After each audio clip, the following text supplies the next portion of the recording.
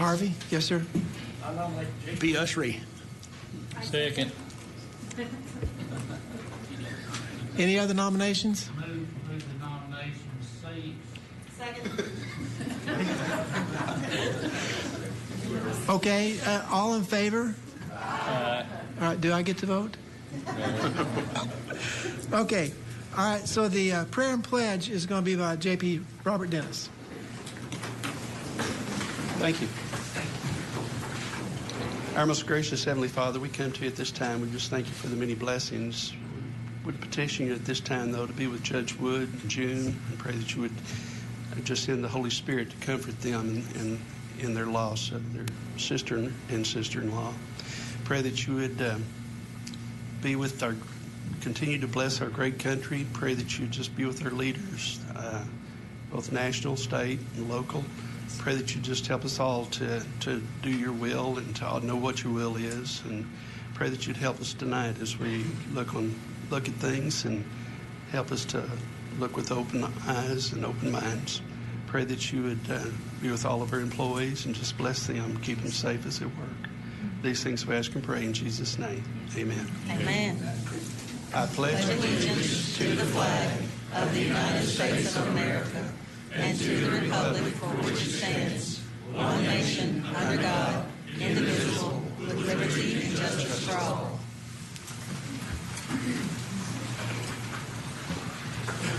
Okay, so the next thing is that we have the adoption of the agenda. Yes, ma'am. I would like to remove agenda items 15 and 16.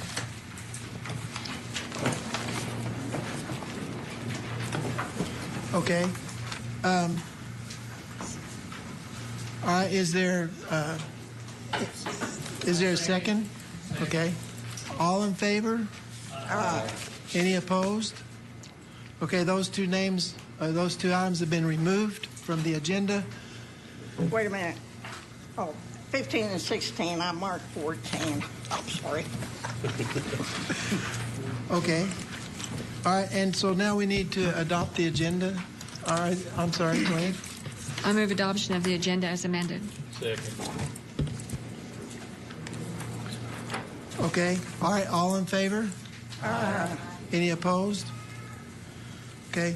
Are there any preliminary motions? Thank you, Mr. Chairman. I thought that's where we were, but I move that we suspend the rules this evening and read ordinances by title only. Okay. All right, we have it moved and seconded. All in favor? Any opposed? No. Okay. The ayes have it. All right. So at this time, we're going to ask if there are any citizens that have comments they'd like to make. There's a 3-minute time limit and then 15 minutes overall. So is there anybody that'd like to speak? Okay. Step up to the microphone. She's the last. I'll let Ann go first. Oh, okay. Thank you. My name is Ann Harbison. I'm a lifelong resident of Washington County, and I was one of the co-sponsors of the open space ordinance that was taken off the agenda tonight. And I know everybody on this court wants Beaver Lake to have high water quality. And this was one of the things that we had been proposed that helps with water quality. But this is a very long-term project. Short-term things are control of erosion on riverbanks, especially on the West Fork River, planting trees along the banks, and all of these things add to the water quality. And this is, the open space thing is only one little piece to the puzzle to save water quality or to save Beaver Lake for future generations. And it's a long-term project. Since we had so much controversy on the court, I have pulled this down. But it's something I think that we all need to think about for the future. This is kind of like the commons in colonial times. Everybody has a responsibility to take care of the water and the soil.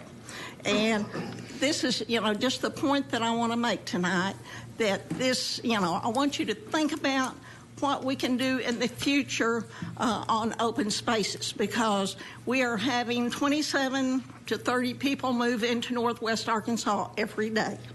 And as population increases, that means land, the open spaces decrease. So we as citizens of Washington County need to keep in mind how we can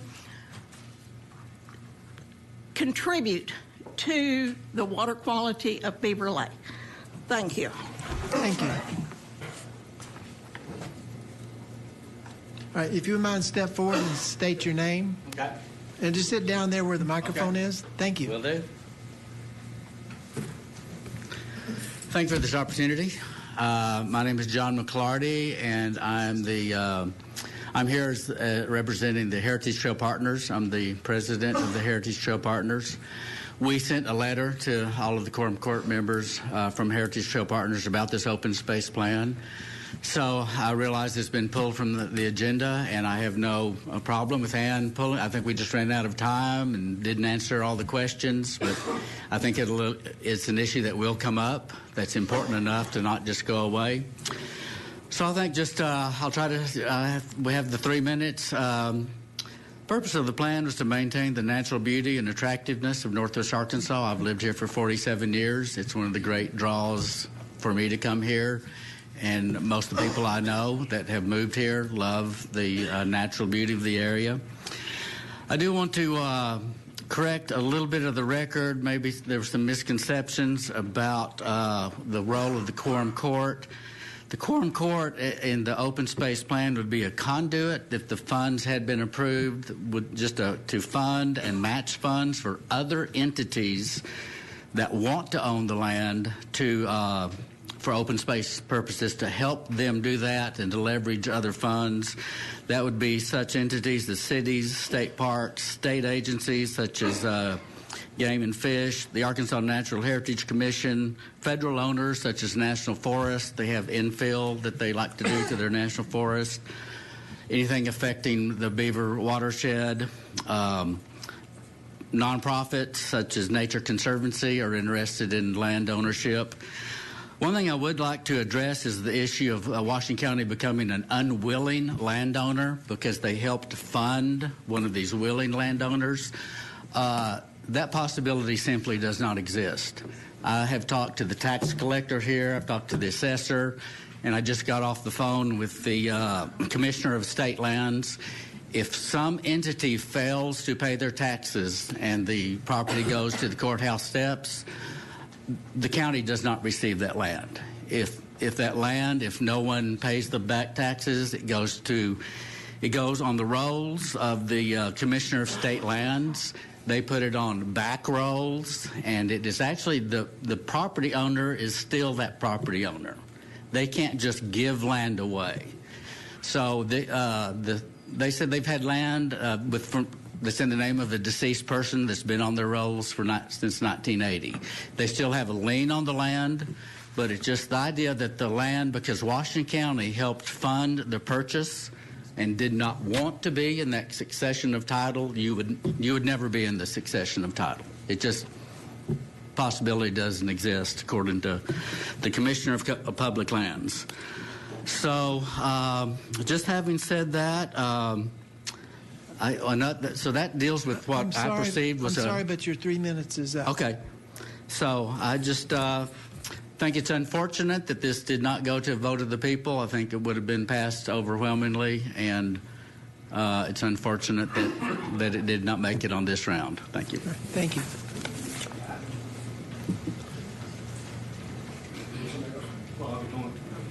Go ahead.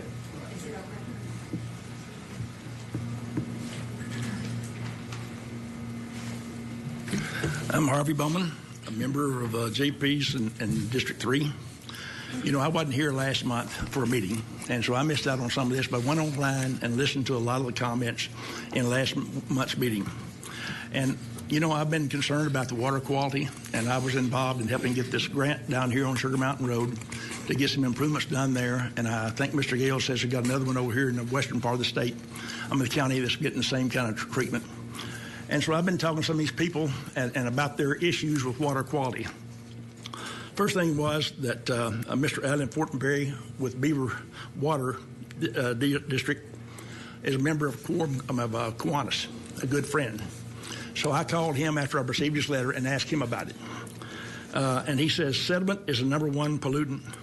I'm sorry, that's not his comment here. Sediment is a primary problem because it brings other elements with it. He was completely unaware of the dominant sources of the contamination. But last week, I think I got the letter from Beaver Watershed Alliance, and it says very clearly in there, sediment is the #1 pollutant to Beaver Lake and degrades the quality of water for drinking wildlife and surrounding streams. And then we heard Nature Conservancy mentioned. Mr. Clayton Knighton is a young man that helped us get the $75,000 grant on roads. He says over the last 10 years working with conservation partners, we've concluded that unpaved roads assessments throughout the state. The results have shown that roads and ditch erosions on higher gradient road segments contribute a majority of the sediment. The most problematic spots occur where ditches are direct conduit to rivers and lakes. So that's one of the guys that's involved in the Nature Conservancy. And then there's another lady down there in Little Rock, and she is the program administrator for the Arkansas Association of Conservative Districts. In a conversation with her, she said she disagrees that county roads is a primary contributor of sediment, that she thinks creek banks and that kind of thing is a primary and roads are secondary. So we've got all these people here that are really stating that our dominant source of water pollution is sediment, and it's coming off of county roads and county ditches and creek banks. Now, you know, that makes it very clear to me, if we're going to resolve a sediment issue, it's going to probably be on the county roads. Now, I know they're asking for $65 million. I asked Mr. Gales what we could do for $65 million for county roads. He said we could hard surface and fix the drainage on every county road in Washington County. You know, I'm asking you to do a parallel here. If we're going to spend $65 million on something in Washington County and take care of water quality, let's do it on roads. And I went on a number of sites today to kind of get some acreage here. There's 952 square miles in Washington County, and there are 609,280 acres in Washington County.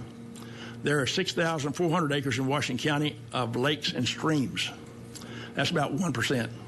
The U.S. Sorry, but your time is okay. Drawing I'm about near. through. It's out. The USDA consensus of Washington County shows there are 311,000 acres in farmlands, 40% pastures, 27% woodlands, and 26% in croplands. And we know these are great sources of stopping the pollutants from going into the river. Thank you, sir. Thank you.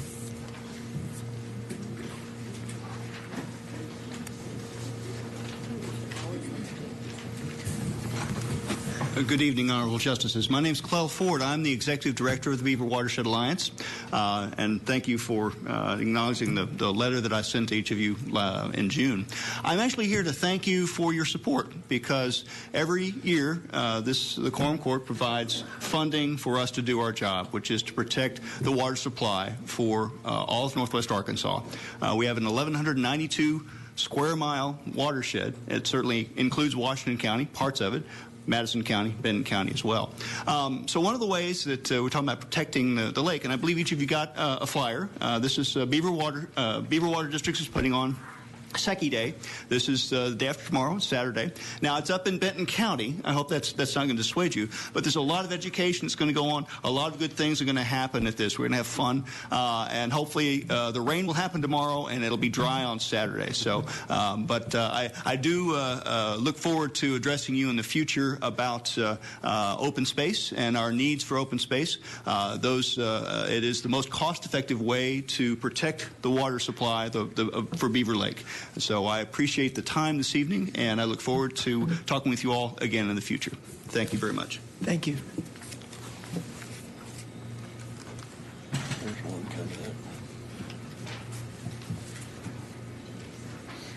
Hi, I'm Annie Littell, and I live here in Washington County in Fayetteville.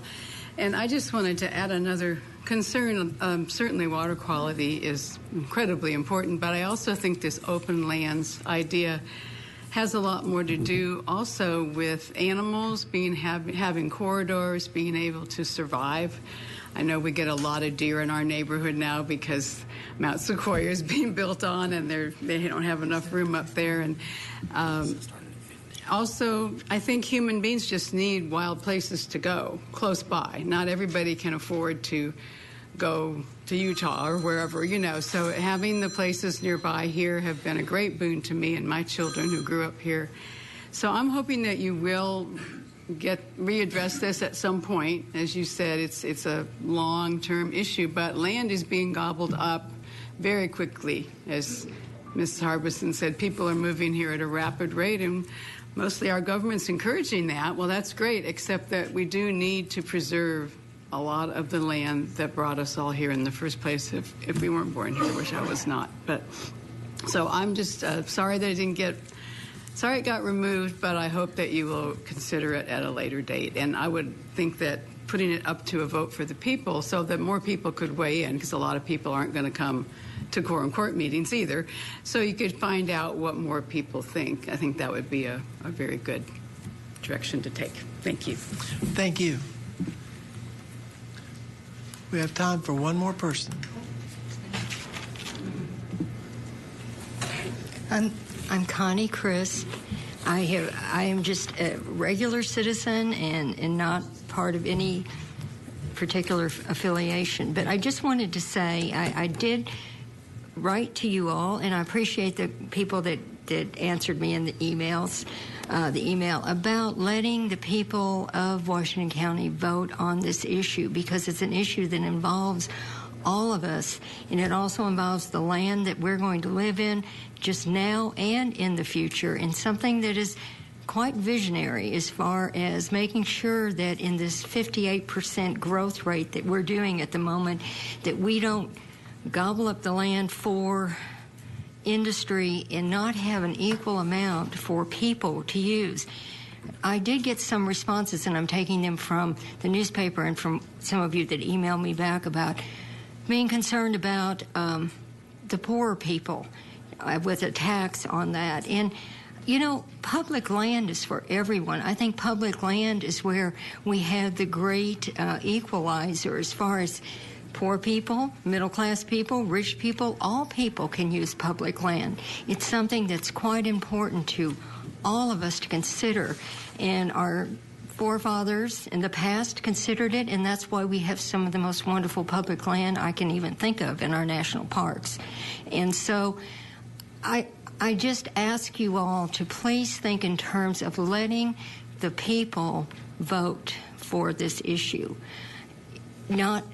And I know it's tabled, and of course I'm not necessarily familiar with all the ways that you do stuff. I mean, I'm just a regular citizen here. But I do know that in a democracy, the people get to make a decision on that. Not just a handful, but the whole Washington County. And I hope that you will look at that. This is a wonderful plan that I'm not going to go over again, because I would assume that you've been over it and probably need to go over it again. It's 126 pages, I know, but it is for all of us to look at, and for the animals, for the plants, for the environment, and for every part of what makes Northwest Arkansas the wonderful place to live. So thank you, and I hope you will consider this at a later date. And I am very disappointed that we're not doing this now. Thank you very much. Okay, J.P. Pond? Move to extend the public comment time for 2 more citizens at large in the county.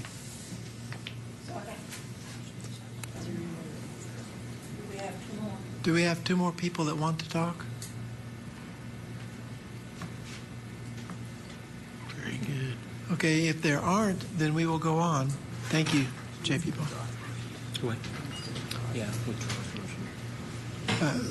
J.P. Pond, could you withdraw your motion? Withdraw. Okay, the second agreed? Okay, thank you. All right, the next thing is the approval of minutes.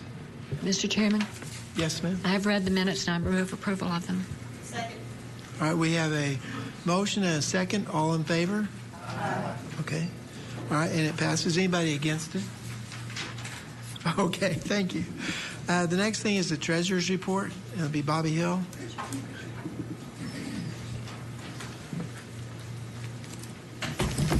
Hello, everybody.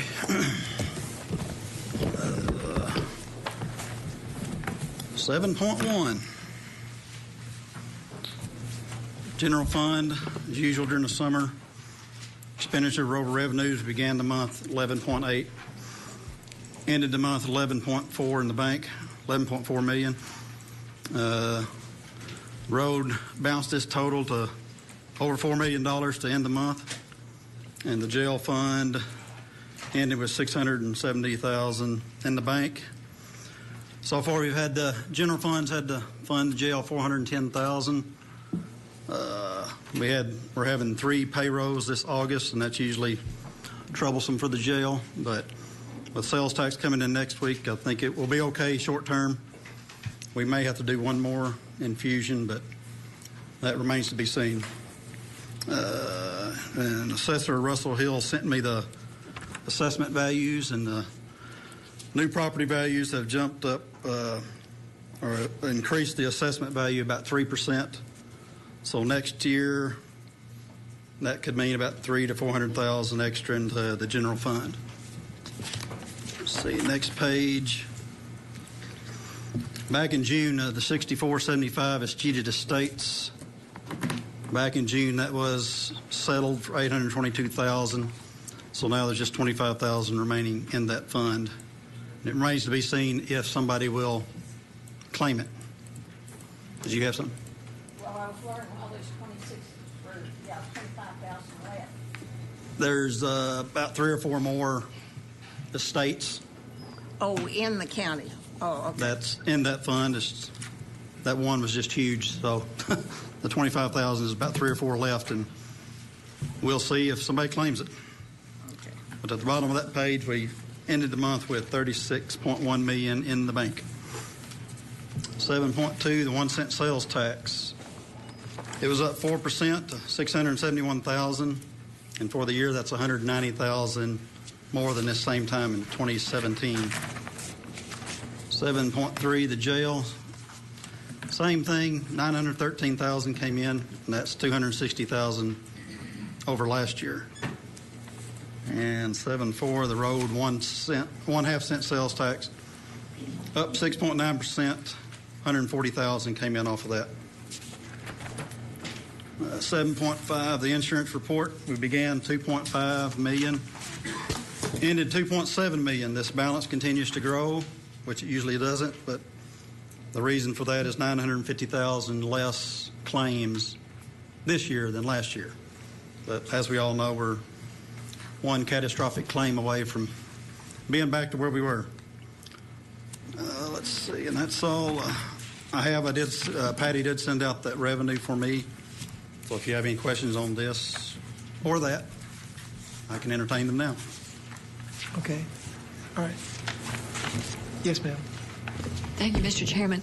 I have one question. In a year, how much does the Treasurer's Commission amount to?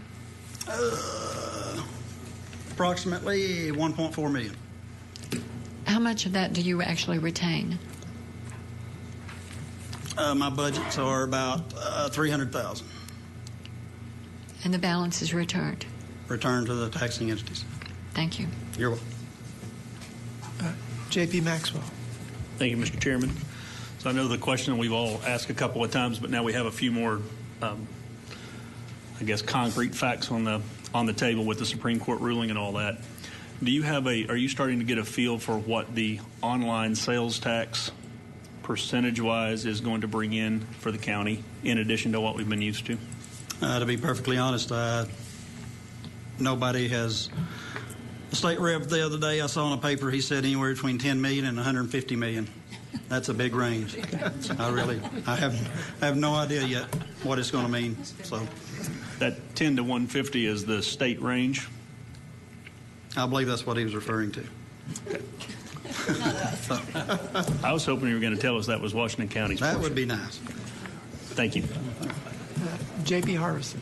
On 6805, it looks like Belle Claire Improvement District. What improvement district is that?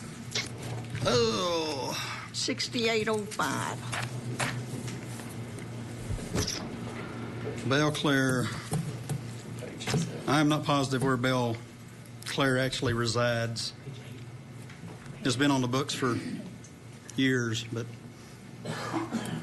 I might need the collector here to answer that question for me. Okay, well, the money goes in and goes out, but, I just wondered where it was. I can't answer that right now. Okay. Are there any other questions? Okay, thank you very much, You're welcome. Director Gill. So next we're going to have the judge's report. And the judge's report, the comptroller's report is in our packet. He's brand new. He's been with us, I think, a couple of weeks. And he's getting his feet on the ground, and next quorum court meeting, he should be here to present a full report. So we're giving him an opportunity to try to get things figured out. And so the next thing is that the Northwest Arkansas Crisis Stabilization Unit, been a lot of talk about that. The Ozark Guidance Center has been selected to be the provider, and they're signing an agreement with the county to provide services. I believe they've signed that today. Is that? Not yet. Not yet. But it's going to be a 16-bed facility to start with. DHS Behavioral Health Services and the governor's office toured the court annex last week, and they approved that's the approved location. They're looking forward to the design and opening of the facility and the cooperation of all working together to open the facility. DHS and BHS will submit a letter of support and approval to the county as we work with OGC and the community to build out the facility and to seek donor support to keep the county expenses to a minimum. Law enforcement continue their training, which is a big piece of this. The CSU updates are available online on a regular basis on the county website. And I believe, Joel, do you have some more information on that?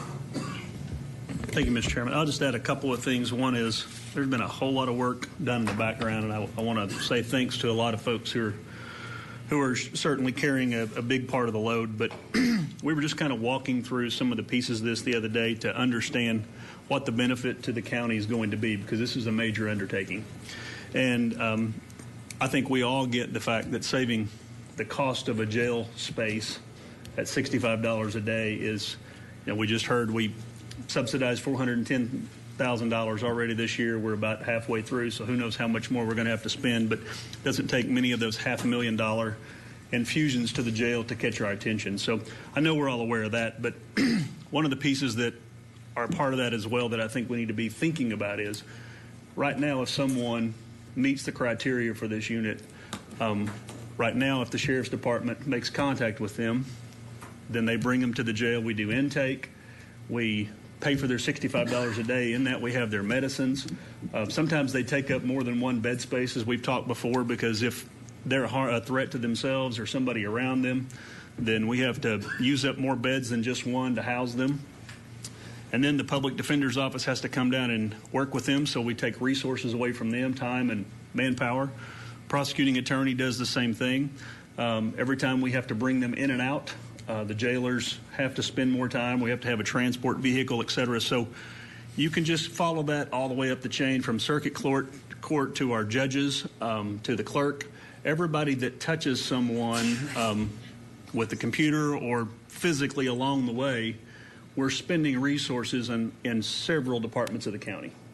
And so I think that every time we can find somebody that fits the criteria for this unit appropriately, and we send them there, not only do they get better treatment and appropriate treatment, but the county's going to be several dollars to the better every time we do that. So I think all the time and the effort that we're putting into this is going to be well-founded, not just from good health care and good treatment of our citizens. I think it's also going to keep our sheriffs, deputies, and jailers from having to provide mental health services that they're not they didn't sign up for. If they'd wanted to do that, they would have gone a different career path.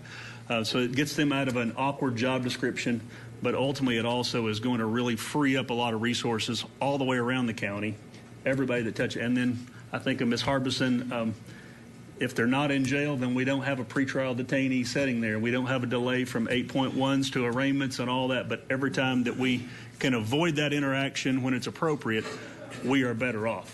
So I just want to say thanks to those folks that are doing it. I think that we're very, very near to being able to put some of this together. And the last thing I'll say is that we're not asking the county at any point in this to fund all this by any stretch.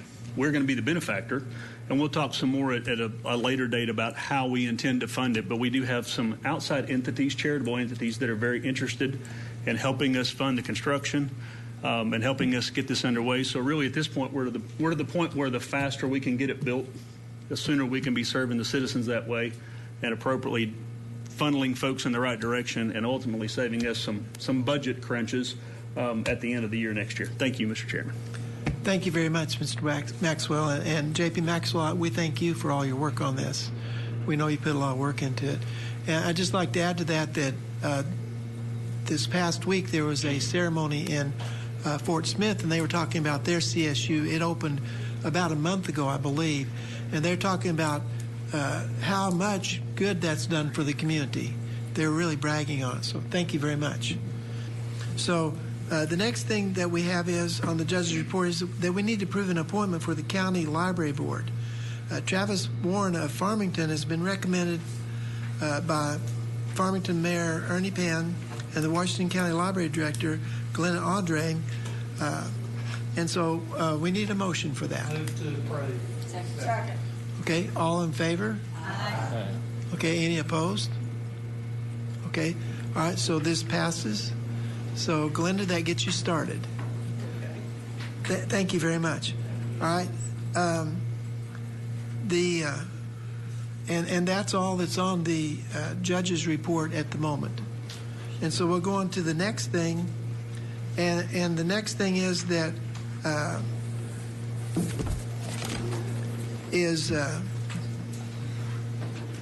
the county library. This is a line item transfer. J.P. Maxwell. Yeah, there. Yes, sir.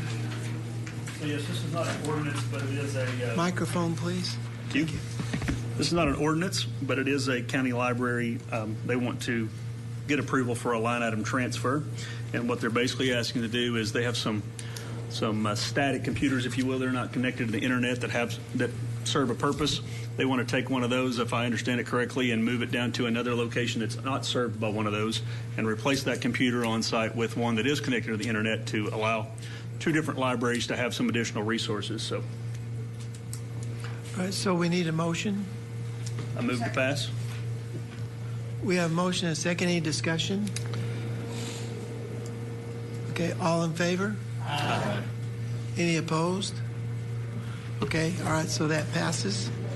All right, so the next thing is that we've got an ordinance recognizing additional revenues of $30,314.77 and appropriating $30,314.77. And J.P. Maxwell, can you kind of give us a heads up on this? Sure. So these are some revenue that we've generated, the Sheriff's Office has generated by drug seizures. So they say crime doesn't pay, but I guess it does if you're in the drug seizing business. So we have some of these revenues coming in, and we're going to reappropriate those for small equipment, different line items to continue enforcing our drug policies. Okay. I would ask our attorney to read 10.1 by title only, please. An ordinance appropriating additional revenues of $30,314.77 and appropriating additional revenues of $30,314.77 in various funds for 2018. Move to pass 10.1. Second. Any discussion? All in favor? Aye. Okay, I'm sorry. We'll need a roll call on this, Ms. Patty. Thank you. Eva Madison. Yes. Sue Madison. Yes. Joel Maxwell. Yes. Joe Patterson. Here. Butch Pond. Yes. Fred Rouse. Yes. Bill Usry. Yes. Daniel Balls. Yes. Harvey Bowman. Yes. Alicia Devins. Robert Dennis. Yes. Lisa Ecke. Yes. Ann Harbison. Yes. Tom Lindstrom. Yes. Okay, so this ordinance is passed. So the next thing we have is an ordinance recognizing and appropriating revenue of $16,351. J.P. Maxwell, would you? Thank you, Mr. Chairman. So this is very simply, we had a car wreck insurance proceeds from that was the $16,351. We're just taking it from the insurance check and allocating it to the vehicle fund of the assessor. I move to pass 11.1. Second. Okay. All right. Discussion. All right. No, he needs to read it. He needs to read it. An ordinance recognizing and appropriating revenue of $16,351 in the general fund. Move to pass. Okay. All right. And do we have discussion on this? Yes, ma'am. What happened? J.P. Passon. The assessor wrecked his car, and this is paying for the car that got wrecked. I assume he's okay. Yeah, Okay. Yes. Yes, he is. He's okay. This was some time back. Finally getting settled. Is there any other discussion? Okay. Any public comment? All right, so we need a roll call, Ms. Patty. Eva Madison. Yes. Sue Madison. Yes. Joel Maxwell. Yes. Joe Patterson. Yes. Butch Pond. Yes. Fred Rouse. Yes. Bill Usry. Yes. Daniel Balls. Yes. Harvey Bowman. Yes. Alicia Devins. Yes. Robert Dennis. Yes. Lisa Ecke. Yes. Ann Harbison. Yes. Tom Lindstrom. Yes. Okay, and the next thing is we've got an emergency ordinance. Point of order, Mr. Chairman. Yes, ma'am. We didn't do public comment on item 10, so I'm just curious, we can easily expunge the vote and reopen it, or? Yes, we can what's do your that. pleasure? Thank you. Okay, well, I would move to expunge the vote on 10 to redo it with public comment. Okay, and this is the ordinance that's recognizing the $30,000 that was received, that was the drug money that we seized. So is there any public comment? I need a second. Oh. I have to expunge the vote. Okay, I'm sorry. So Is there a second? is there a second? Okay, thank you. All in favor? Aye. Aye. Okay, now, is there any public comment on this? We're just trying to get this right. So thank you for your patience.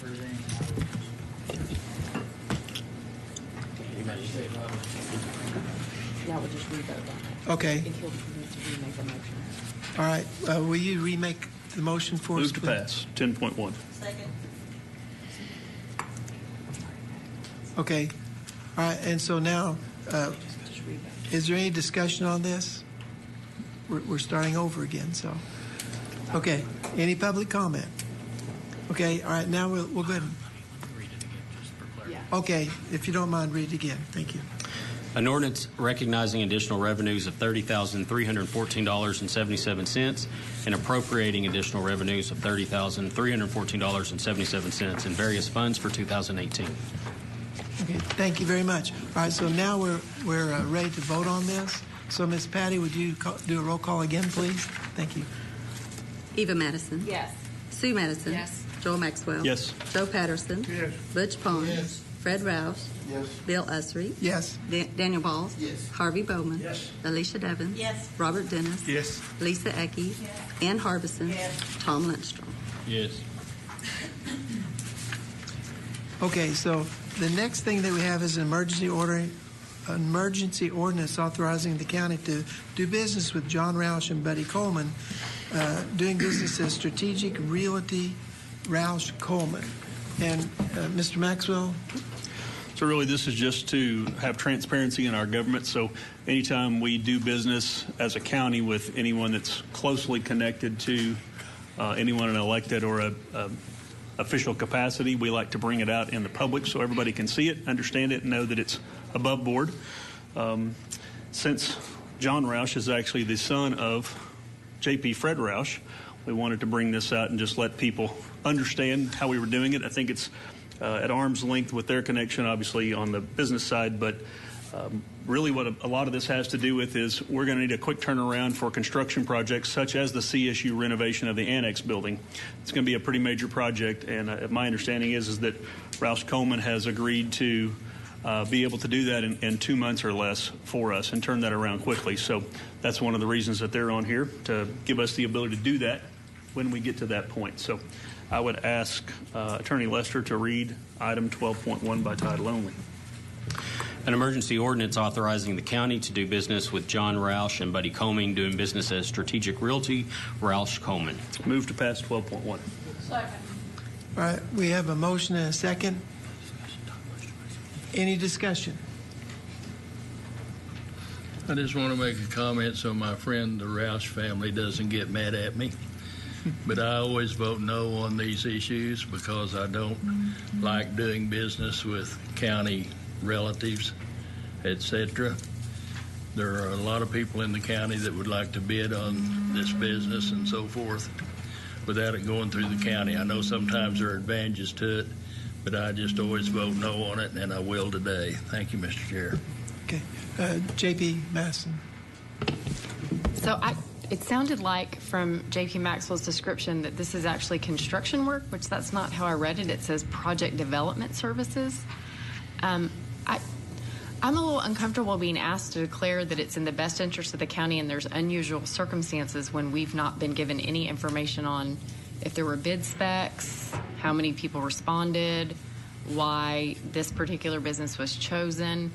Because if it's construction services, it strikes me that there's a whole lot of construction businesses in Northwest Arkansas and in Washington County. And I think the purpose of 1414-1202 is for us to scrutinize these, not just to be transparent, but to look at it and say, if we're going to do business with a family member, we ought to be darn sure that that's absolutely not just the best thing, but that it's really the only thing. Because I know in state contracts, it sort of has to be like there's one option, sort of, and that's so. Was this bid? Mr. Chairman. Yes, I believe that Chief, if you want, I think the Chief can explain this. There's a couple of things in this. Number one, that's his son who's distant. I mean, it's not him personally, but it's somebody who's not distant necessarily, but fiduciarily it is distant. I mean, because he has nothing to do with financially to gain from this in any way. And I believe there are multiple bidders, but Chief can bring us up to date on this. Okay. When we were looking at an avenue to do special projects or different projects throughout the county, we advertised and put out for a special development service, RFQs. We received 9 responses from all over the United States.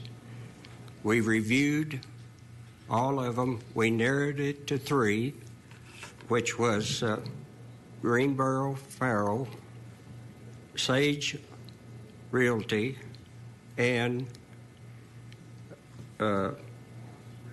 Roush Strategic Realty.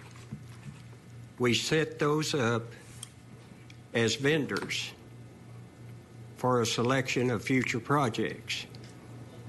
These are putting them into the vendor status, these 3 companies.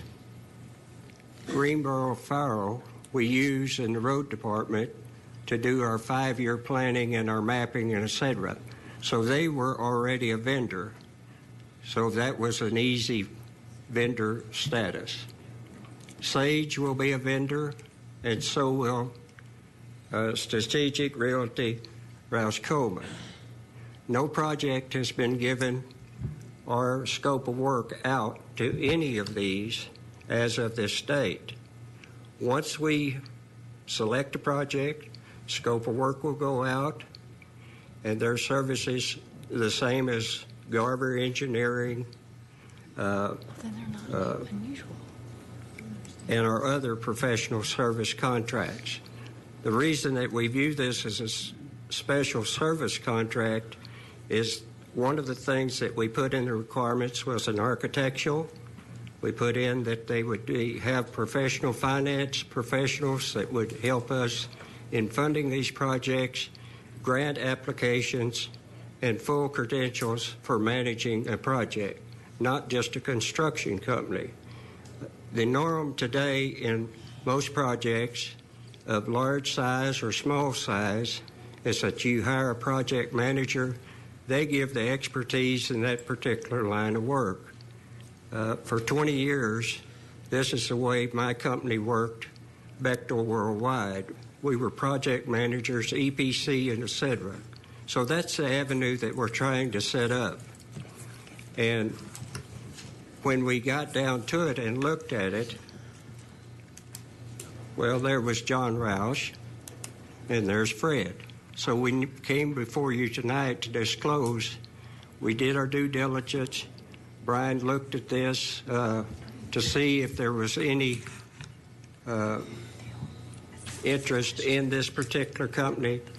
And Fred does not own anything in this particular agency or this particular company. So that's what we're disclosing with you. Okay, and my understanding, just for clarification, is that in order for an RFQ to go out to these people, they have to be on the approved list. Is that correct? Yes. Well, no, the RFQ was put out for general, and we got to respond. Okay, and I guess... But the credentials were very explicit of what we were asking them to do.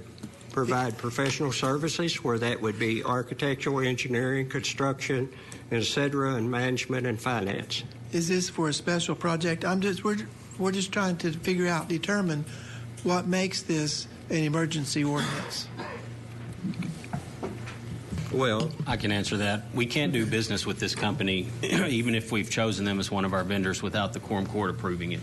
When we put out RFQs or RFPs or anything, we invite any and everybody who's a vendor who has an interest in that to bid out projects and submit their bids.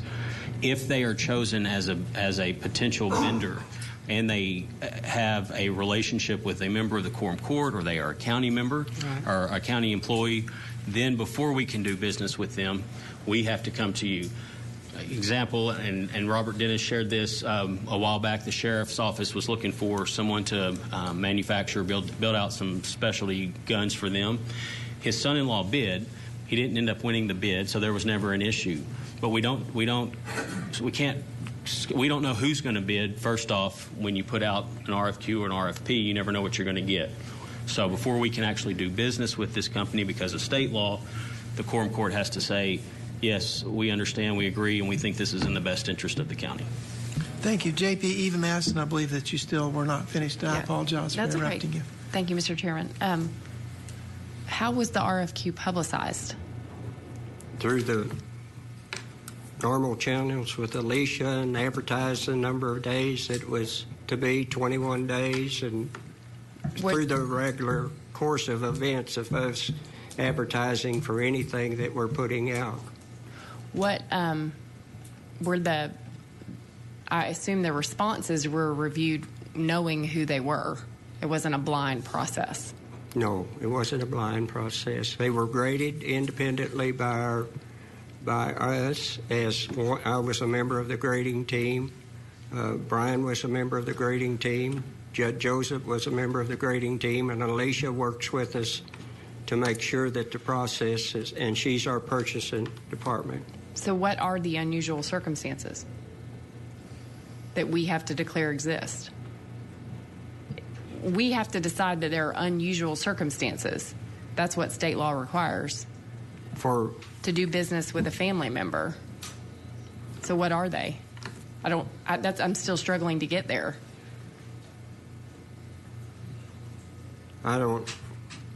We made the selection, and then this issue came up with us. Well, I guess I'm troubled that we don't know what the unusual circumstances are, and it's not clear to me that what the plan is for what they're going to do or why it's an emergency, because it's going to take 10 votes to pass as an emergency ordinance. I remember when J.P. Dennis brought us the issue with his son-in-law, because He was just worried he couldn't even bid, and we explained, no, go ahead and bid, and if he gets it, we'll worry about that later. So we didn't cross the bridge there. But we're crossing it on this one, I guess. Well, but I guess I don't know what we're crossing. I don't know what we're doing, and I don't know why it's unusual circumstances. Well, the unusual circumstance would have been just like it would had it been with J.P. Dennis's son-in-law. It would have been, one, the unusual circumstance would have been the price and the difference in price that we would have charged. In this case, it comes down to the unusual circumstances are, although we got 9 people who, if I remember correctly, correct me if I'm wrong, Chief, we got 9 different bids, but there were several of these bidders that did not really qualify or meet the qualifications of what the bid suggested. But 3 did. 3 companies did. The three that met every single qualification. Met all the qualifications, so we set all 3 up. Our intention is to set all 3 up as vendors. Then, when we have a project, we have vendors that are pre-qualified to solicit on our project. Well, if 3 qualified, I don't understand how there's unusual circumstances. What makes it different? We said we were choosing 3. That was part of the RFQ. We'd choose 3, I believe. That's why 3 were chosen. Well, but I'm just saying, I understand that if the RFQ is for 3 companies, but the point is that if 3 companies all met the qualifications and were all selected, there's nothing unique about this one that would allow us to say under state law that unusual circumstances exist. I mean, I really think this is subject to challenge by a member of the public. That's what worries me. Because is it a better price, or do we even know the price? I'm guessing with an RFQ there was no price. These are like a professional companies that we've selected. It wasn't a bid. It was an RFQ. It wasn't a bid. Okay. So it's not like they had like far and away the best price. It's just because it wasn't bid on. RFQs are not bid on money. They're qualifications. Right. Okay. Well, thank you. Okay. All right, J.B. Harvison. Well, I think the unusual thing here is that Fred is the father of this guy that owns this company that meets the qualifications of architect, project leaders, and whatever to do a project for the county. You know, we've got several projects coming up. We've got to build the crisis center over here. He may or may not be chosen to do that. But he has to be approved by the court so that he can be involved in that process. Thank you. J.P. Lindstrom.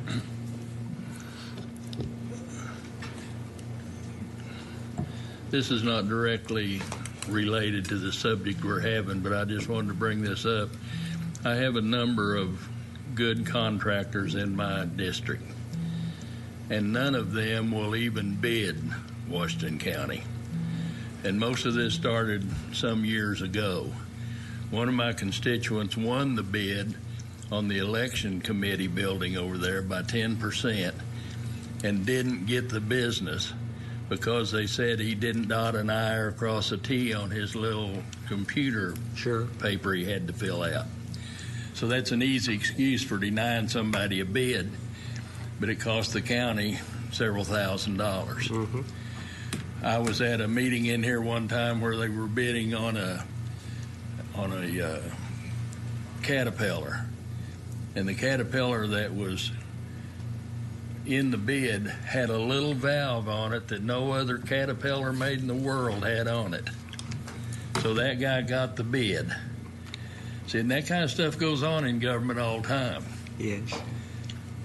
Now, I think in the administration we have now, that's not going to happen, but you're not getting all the bids you should be getting, in my opinion. If we're going out for a project and the way we do Garver's, the engineering, and this would be the same type, if we're doing out for fiscal work, and it will be bid. It will come before as bids. I know, but what I'm saying is a lot of contractors just won't bid on county work. So you're not getting all of the bids that I could be available to you. But you said we got bids from all over the United States.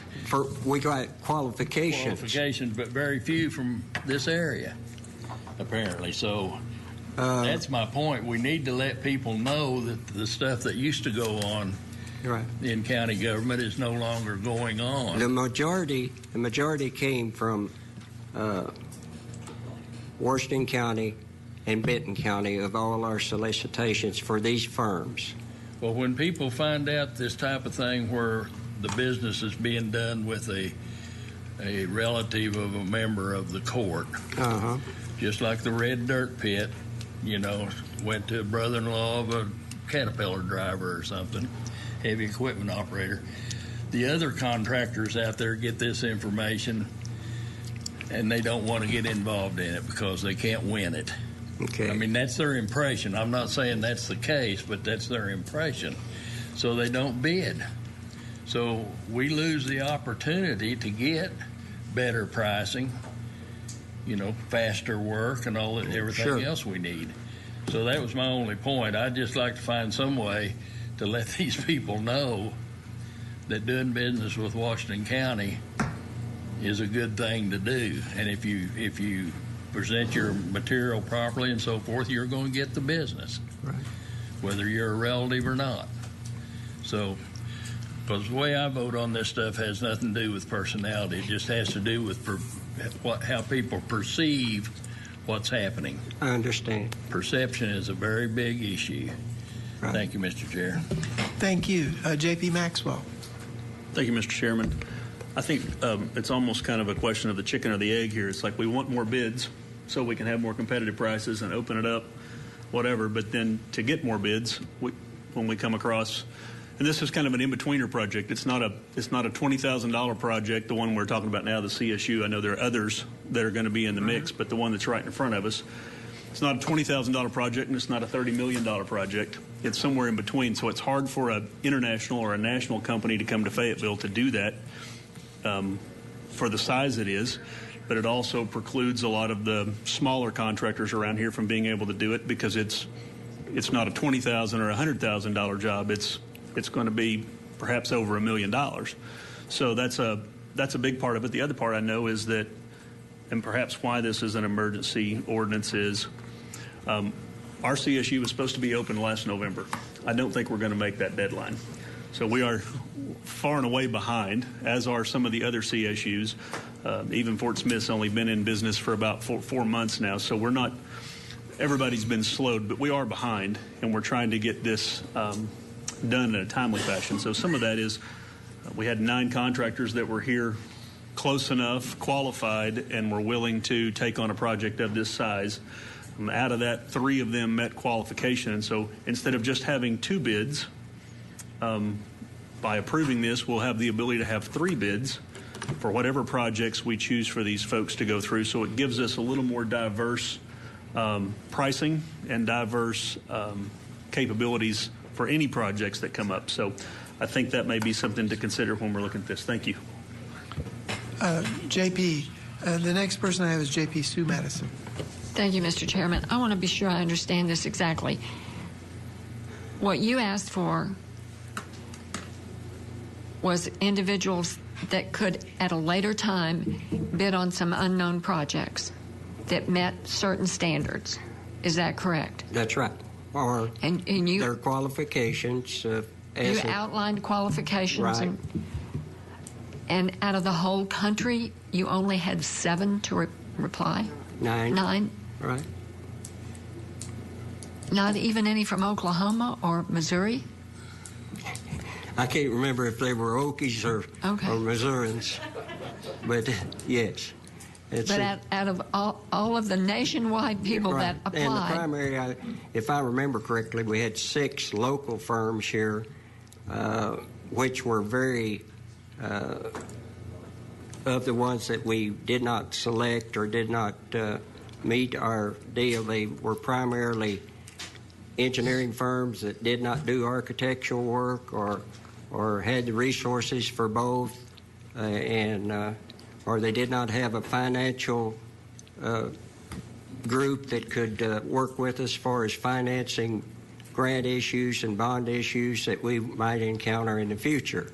We're looking at all avenues of funding if we're going to get into the big project business of something that we're coming for. We do this like we've done this. We have 2 engineering firms now as vendors, and when we go, if we have an engineering project, a bridge project, a road project, we contact both of them and say, what's your response? Are you available to do this? This is a project, and what will be your fee? When we have future projects, we'll have these 3, and we'll say, this is the scope of work. Okay, for engineering projects, you have 2 firms that are on the vendor approved list. But for this engineering/architectural work, you've decided you need to have 3.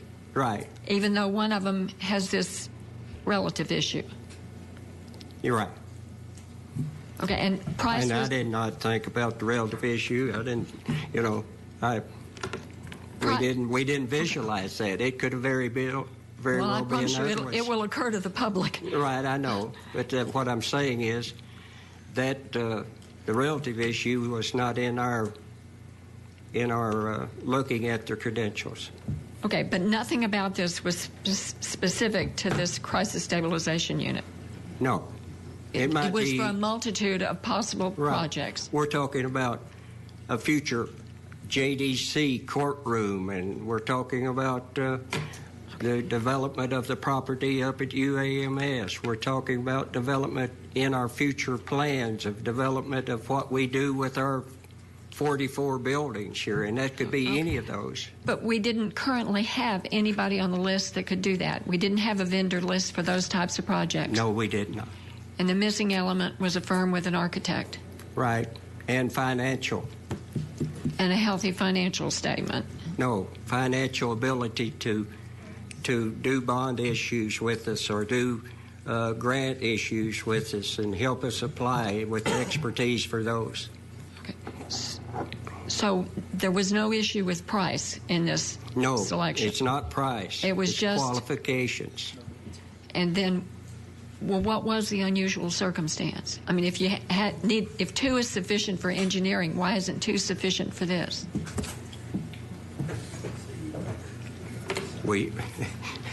When we looked at 3, they were very close. We decided on 3. We did not state in the beginning that we would select 1, 2, or 3. If we would only had 1 that met the credentials, that would have been it. Well, let me ask you this.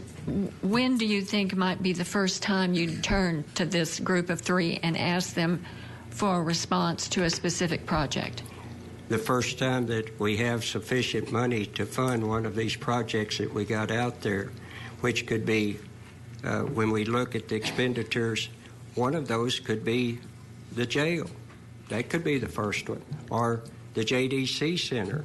So we're not looking at trying to get them to respond anytime soon to a proposal to construct a crisis stabilization unit. That's if we get the funding.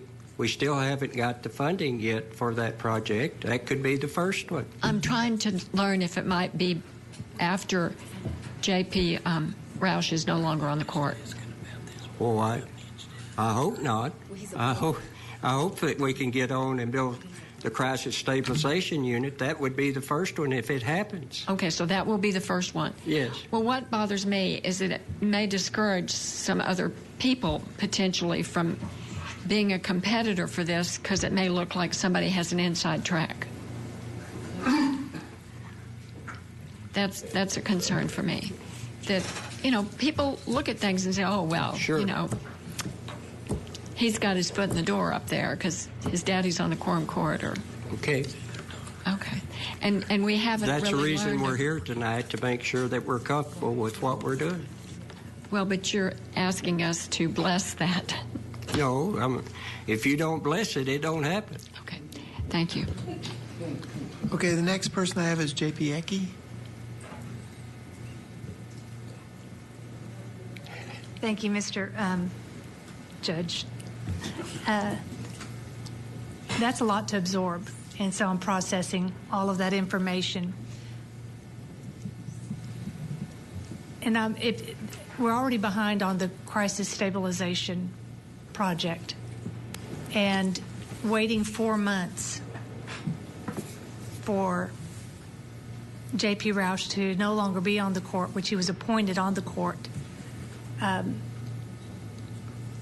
I'm just trying to weigh this out in my mind. I'm listening to all of this. The unusual circumstances in my mind seems reasonable. It's because there's somebody on the court. Transparency, I see that. That's what we're trying to do. Okay, weigh that out. Best interest of the citizens, I look at it, anytime you have a project that you're planning on, you need to do this months and months and months and months ahead of time. And I know what it is to have an approved vendor list. You need to have it ready before you get the money to go. You need, so right. I see all of that. And 4 months, to me, this is just me,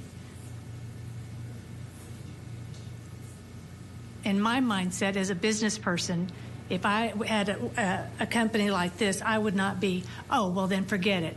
They're not going to hire us because there's a father-in-law deal, a brother-in-law deal. I don't see how that's going to weigh into this. You've got 4 months. He was appointed by the governor, and there's no financial interest. And it is in the best interest of the citizens that we be ready for when we do get funded, and this is part of it. And to me, it's nonsensical, but you have my support and my vote. Thank you. Thank you. The next person on the list is J.P. Bowman. Thank you, Mr. Chair. I wonder if she's reading my mail. You know, if we remember, Mr. J.P. Roush was selected by the governor and put on here because of a vacancy. And he will rotate off in the end of December, so he will not be involved beyond that point. And, you know, I think that firm being qualified and have all their experience and expertise available, and we need a variety of people that's going to be able to vote that have the qualifications to do what needs to be done. So I'm going to be all in favor of this and ask us to go ahead and approve it. Thank you. Thank you very much. Ms. Harbison? I think one of the issues here is where the advertisement occurred, and the advertisement on the RFQs and the RFP was probably put in trade magazines. Were these publicized in trade magazines for these? It was publicized in the paper properly by Alicia. It was sent out in the proper trade magazines, and nine RFQs is a good turnout. Yes, it is. And, you know, That's I think everybody had the opportunity to apply, and right. So therefore I'm going to support Mr. Rouse's relatives. Thank you. All right, thank you. Ms. Eva Masson? So I was able to find the RFQ on the website, and I had just a few questions after that. So I think you answered one of them. Mr. Lester had said that the RFQ is for 3, and it doesn't say anything about 3, and you said you weren't looking for any in particular. I was looking for the best one. Okay. And it turned out that I had 3 good ones. Well, my next question is, it says that, this doesn't make sense to me. On the website, it says open start date, 6/28/2018, 4 o'clock p.m., close date, 6/29/2018, 9 a.m. That's short. Is that all the time that was given? Because it says that it says due 4 p.m., 6/28, open 6/29, and 9 o'clock. So I don't. When did the first publication go out? I believe what that refers to. What that refers to is they had to have their. Alicia had to receive the bids on the 28th. We opened the bids on the 29th. Okay, well, on the website it says start date, so it confused me. But okay, but so then why are we getting this in August as an emergency if you guys open the bids on June 29th?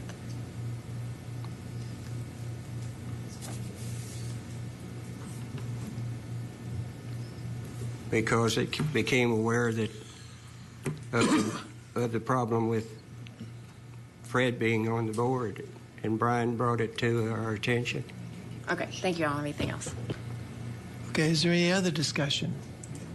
Okay, I'm so sorry. J.P. Pond, and then I'll come to you, Ms. Madison.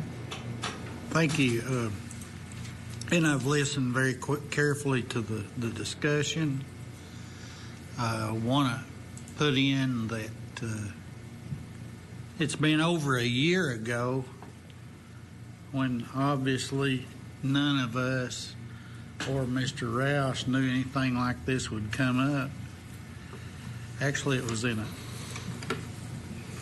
very, it happened to be in a setting that would not, we were in a church sanctuary, I believe. Mr. Rouse informed me that he had no financial ties with this business whatsoever, with the Rouse-Coleman business. Could have been a church sanctuary, some place of worship that we did. This happened to come up at the retreat. Didn't have to be, 'cause I'll take Mr. Rouse's word anyway. He has no financial ties with this business that belongs to his father and his son and some other folks, Coleman family, I believe. And I'm taking his word for that. And I'm pretty sure from the questions that you've had, this was properly advertised. And I am pretty sure of one thing here, that anything we do from here on out on this court, some way or other, some lawyer's going to find it some way subject to challenge. Yeah. And I've sat and I've listened to a very reputable company just not get dragged through anything, but almost, I mean, there was hints that something underhanded might have been going on here with this Rouse-Coleman business that I'm acquainted with other folks that work with them, and they don't seem to be seedy people. I'll tell you what,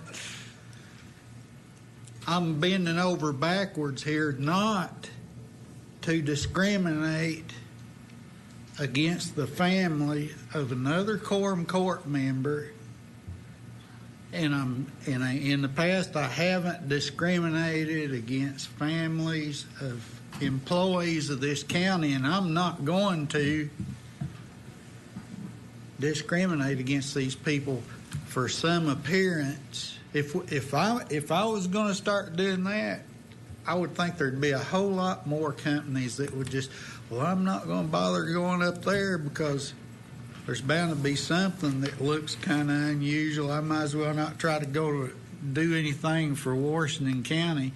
And the number 9, you had 9, with all the construction going on in this country and all the businesses happening, all the building, and with the economy building like it is at this time, I'd be bragging about getting 9 people apply for work. I think this Rouse-Coleman company, they probably got plenty to do without bothering to do this. I'm gonna compliment them for kind of sticking their neck out with the idea that somebody might think, well, there's something fishy going on there because Washington County's thinking about hiring them. I'm a little bit beside myself. I apologize for that. I believe I'll be voting for approval of your request. Thank you. Thank you. I have J.P. Sue Madison.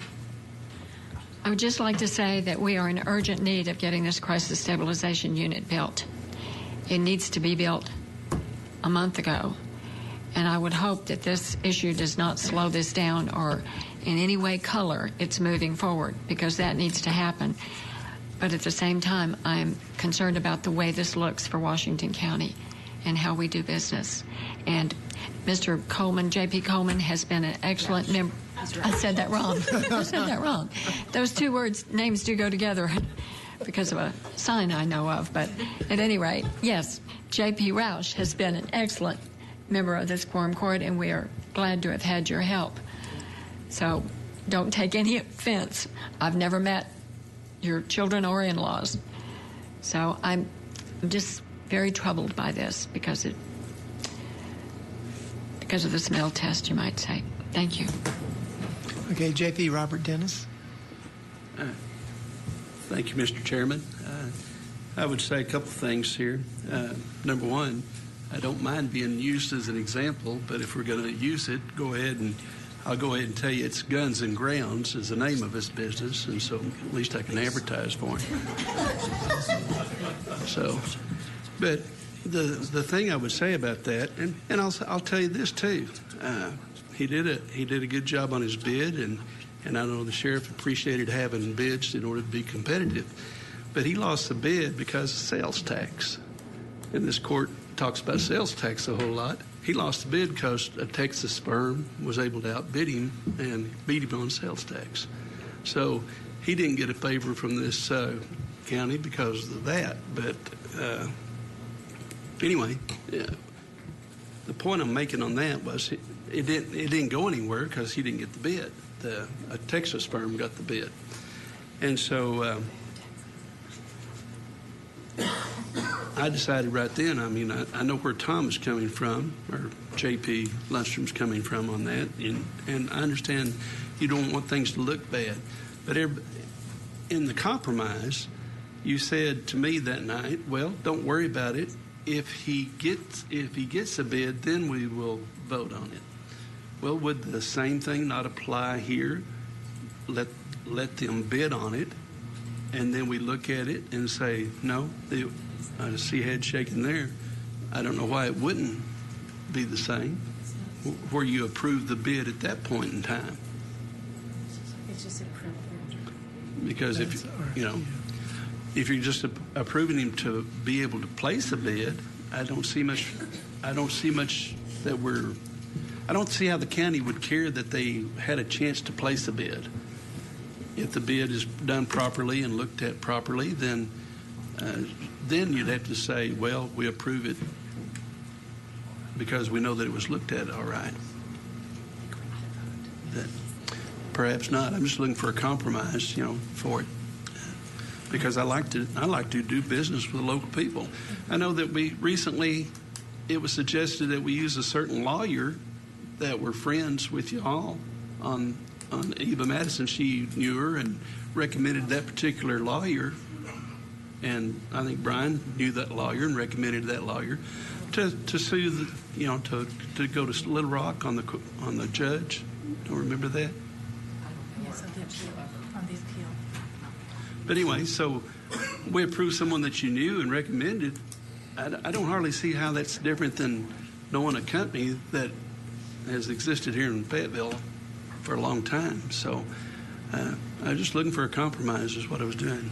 But thank you. Thank you. J.P. Harvey Bowman. Call for the question. Second. So all in favor? Any opposed? Okay. All right. So is there any public comment on this? Okay, no public comment. All right. So with no further comments, Patty, will you call the roll, please? Have we read it? Yes, we have. Yes, it's been read. You read it? Okay. It's been so long. Thank you. Eva Madison? No. Sue Madison? No. Joel Maxwell? Yes. Joe Patterson? Yes. Butch Pond? Yes. Bill Usry? Yes. Daniel Balls? Yes. Harvey Bowman? Yes. Alicia Devins? Yes. Robert Dennis? Yes. Lisa Ecke? Yes. Ann Harbison? Yes. Tom Lundstrom? No.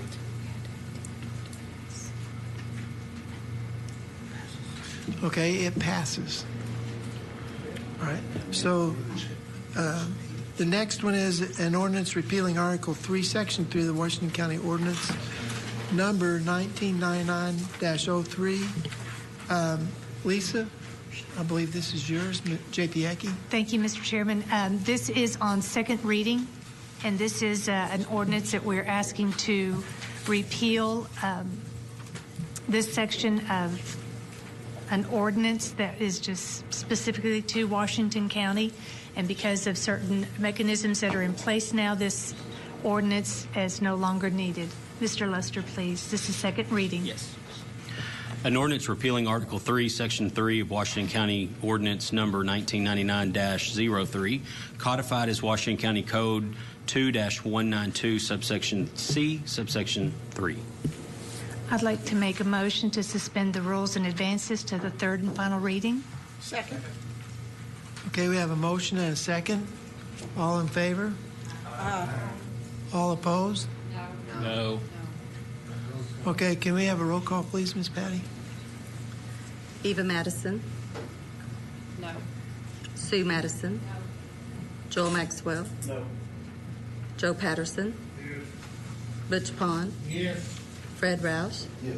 Bill Usry. Yes. Daniel Balls. No. Harvey Bowman. Yes. Alicia Devins. Yes. Robert Dennis. Yes.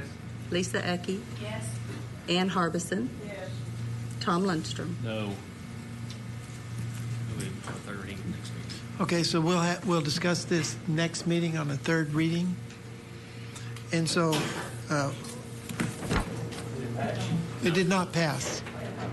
Sorry, it failed. So we will we'll discuss this at the next Quorum Court meeting. It'll be on its last reading then. So, Butch Pond, the next one is yours. J.P. Pond. Yes. We have a ordinance denying a conditional use permit denied by the Planning and Zoning Board. I just guess I just got through reading it, didn't I? Okay. Do we have somebody from somebody here to from the planning? From the planning? No, it's no. Let's let him. Let's let. Okay. No, he's already. He read it. Yep. So this is the second reading unless there's a motion. Okay. To move it on to a third reading, then we'll move it to the next month for the third and final reading, where there will be discussion and a vote. I don't guess there's any hurry to deny something, so.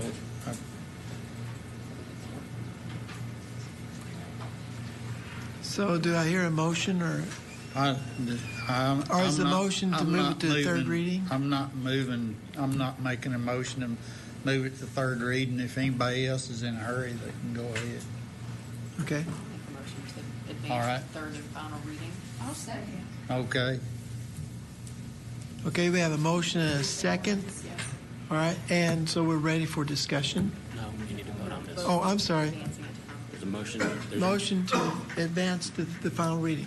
Okay, so that's what we're voting on now. So it's been, the motion's been made and it's been seconded. All right, all in favor? Aye. All opposed? Okay, I think this is pretty clear on that one. An ordinance denying a conditional use permit denied by the Planning and Zoning Board. Okay, so we're ready for discussion now. Does anybody have a? We need a motion to pass in a second. Okay. Move to pass. Okay, all in favor? No, roll call. Now there's discussion. Okay, sorry. We'll get it right. Okay, now we're ready for discussion. I'd like you to, it says an ordinance denying a conditional use, and from what I understand, the planning board said no to this. Is that correct? That's correct. That is correct. Okay, so if we're going to deny that, then that's going to mean we approve it. No, Okay. that means we agree. Okay, all right, I just want to be sure. We agree. If I'm voting for this, it means denial. Okay, good deal. Thank you. Yes. Ms. Ecke, J.P. Ecke. I made 3 trips out there. No, I'm sorry, 2 trips out to the location. And I don't know if I know that J.P. Madison said she went out there one time with her son to play zone. I wish I had those days back, but I don't. Laser tag. And I was taken back at how narrow the roads were and how cognizant you have to be of traffic coming at you. And I tried to make a U-turn in one of the residences that is opposing this ordinance. just so that way I can get a good front view of what the property looks like. So I turned in, and it is so narrow that in turning around, a car came right by me, and it shook me a bit because it was right next to my car, even though I was in their driveway. So I sat there for a moment and watched traffic go by ever so slowly. It's a very narrow road, number one. So number two, I went next to where it said future home of Ridapest, which is now the home of Ridapest. And the Ware family Tim and his son were so helpful in showing me around and walking around the property. And Griffith and Elizabeth live, I didn't realize their house is right there. And when you look at a driveway and you're looking at 20 to 30 feet, maybe 25, my husband and I walked it off from the driveway to where they're going to put that building. And this is a residence. I thought I would be livid if this is approved and they're going to put barrack-style buildings. Number one, it's unknown who's going to come in and rent. Number two, the reputation that this landowner has over here off Sundridge, it's not very aesthetically pleasing, and the types of businesses are something that I wouldn't want next door to me. And I am going to support this ordinance. And the third and final thing, when people come to us or to the planning board or the planning department and they buy property, I'm all in favor of landowners' rights. I really am. If I buy it, it's mine. I should be able to do with it what I want. But I think this is a crapshoot when you know it's been zoned for residential and agriculture, and you get a hot deal on this property and you forced it on everybody else that's lived there. And then we tell you, no, you cannot have that, and then you get angry and you turn around and sue us. That's nonsensical. I don't get it. I really don't. When I looked out there and you can see the slope of the land and the retaining ponds that they're planning on putting, I'm saying that house is going to get flooded out. I'm sorry, because the creek is, it's right there, right next to his house. It didn't make any sense that you should put this business there. And the other thing is the 10 buildings remains unknown. You don't know what kind of businesses are going to be attracted out there. I don't want a tattoo parlor next to my house. I don't. My niece's husband is a tattoo artist. God bless them. They're wonderful people. I don't want it next to my house. And that is what the residents are saying. We don't want the unknown next to our home. And there's too many unknowns with this property. So I am not in support of this at all. I support I do support this. I think that business needs to go somewhere else. And if it's zoned agriculture and residents, it's a crapshoot if you're going to think that we're going to make it fit just for you. You're not the exception of the rule. Thank you. Thank you. I have Ms. Eva Masson. I just have a question for our attorney. I think I know where this is kind of going, and I just want to make sure you feel like we've said what we need to provide the support. So to back it up, since I don't want to lose. So if you think we need to offer more justifications on the record, because I'm not inclined to add on to what I said already unless you want me to. I feel like the issue with the last one was that there is going to be the only documentation that there is, the only evidence that will be presented other than your statements will be the actual documentation that the planning department has submitted to the planning board, and did so with the planning department's approval, which is basically saying, okay, we've satisfied all the rules that the Quorum Court has set forth, and these people are in compliance with these rules. Honestly, based on the last the ruling from the last judge, I think he made it kind of clear that your statements alone are not enough evidence to match the evidence, the architectural designs and the drawings and whatnot. Whether or not that's right, I'm just telling you based on what that judge said, then I think you're going to you would have somewhat of an uphill battle. I think the difference here is you've got the planning board itself also said no. And so I honestly, I can't tell you what a judge is going to say in this instance, but I do want to prepare you that if a judge comes back and says your ruling was arbitrary, capricious, and unreasonable, I want to just say, hey, that was my kind of forewarning. I can't tell you what's going to happen, but I think absent the quorum court hiring someone else to go out and to make some determinations, I think you've done about all that you can do. Okay, well, I'll just go on record saying I think I'm voting very rationally and not in any arbitrary and capricious fashion. I went out there, I looked at it, I looked at all the documents, I heard all the presentations. I think we're the interpreter of our own ordinance, and I don't think it complies.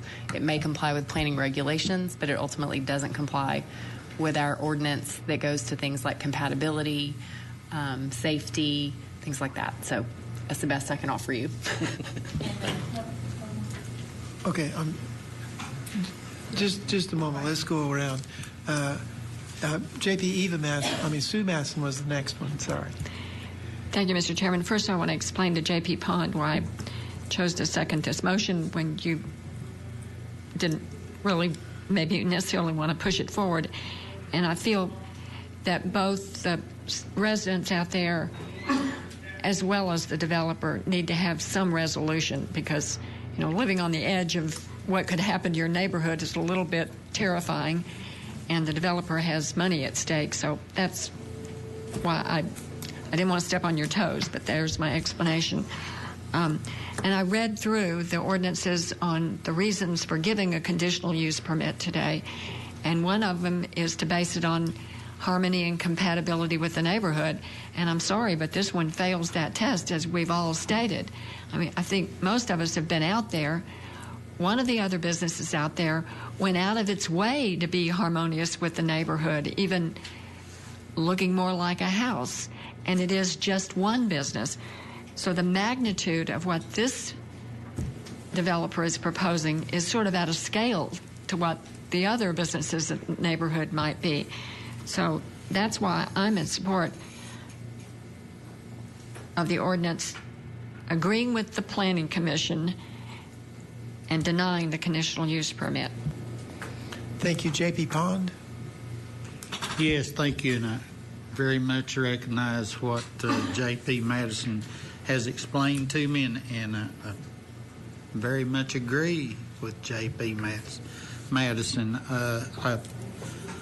One of the things that's going on here, and I know that people in that neighborhood they want this settled. I want it settled myself. But there are other people farther out in the county that are affected in a different way. They have to comply with the same rules and regulations in the farther reaches of the county as what we do in closer to the city. And a little more time, they would have all completely understood, and I think they will anyway. That's why we have 3 readings or stretch it out 3 months sometimes. But I'm ready to have this thing put behind us. I would. Well, there are a lot of different things going on here. I really didn't feel like I had a lot of calls, and I probably shouldn't bring this up, but I'm going to. People asking me, because of that ridiculous sign that the developer put up about a hog and goat facility, which is totally ridiculous. It's very unfair to the farming community for that sort of thing to go up. It's negative advertising, and people must know, people that are knowledgeable of the farming activities know that the state of Arkansas has strict regulations about runoff. You can't put a confined animal facility in a situation like that. It would never have been approved. And basically all it was doing was stirring up this neighborhood. It's an embarrassment for this neighborhood. It's actually an embarrassment for the farming community. That's just a complaint, has nothing to do with the vote we're about to take. It's just one of those things that I wish didn't have to happen. I'm sorry, but I had to blow that off a little. Had to blow a little bit of steam. One other thing, and I was going to call somebody up from the planning, but I believe Mr. Lester might know what I'm talking about here.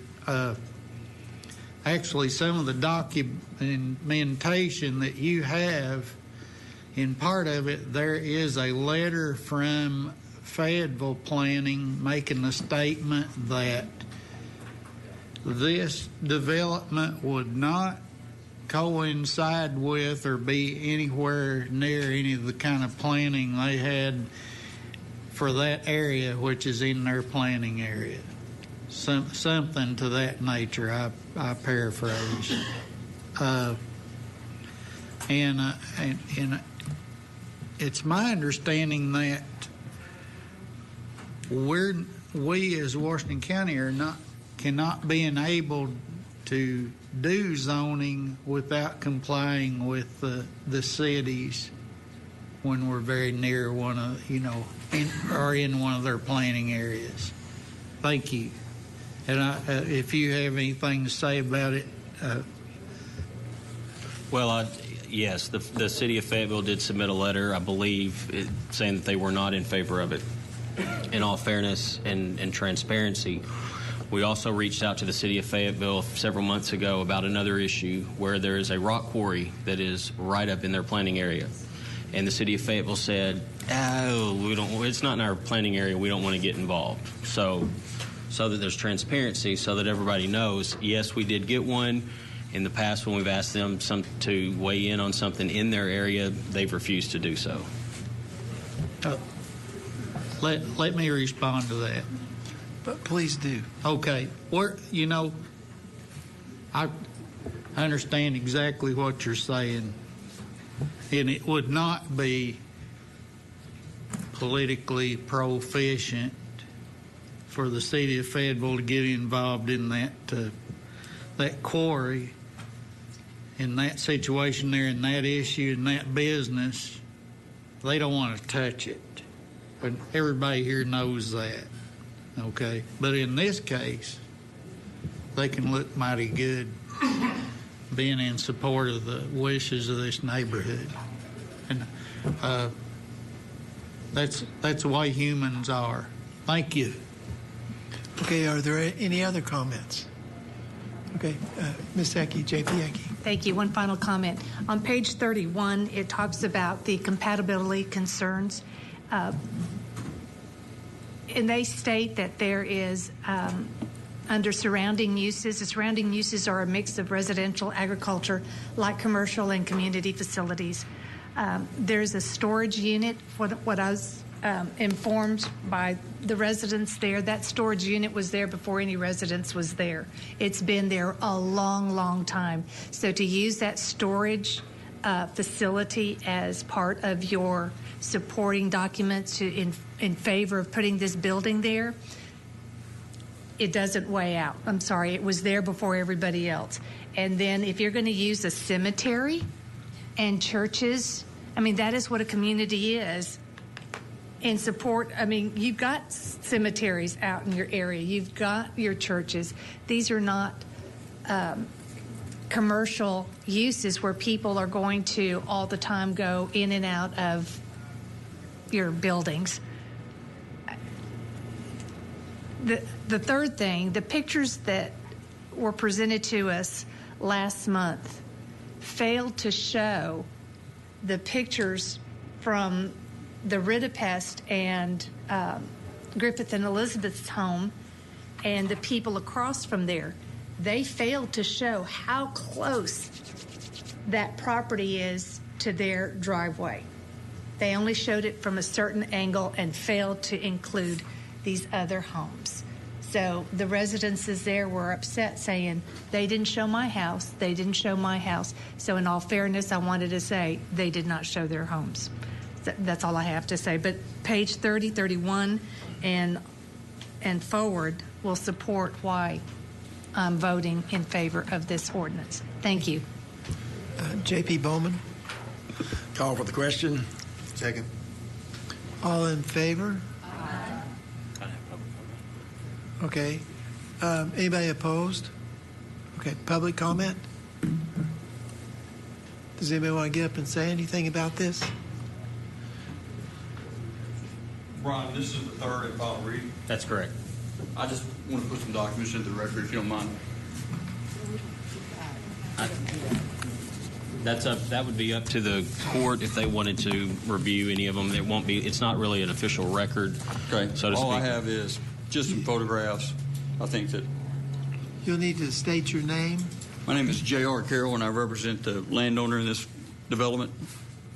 What I have before you, I'd like to show you, if you don't mind. I mean, I can talk about it, but it'd be a lot easier for me to explain to you while you're looking at them.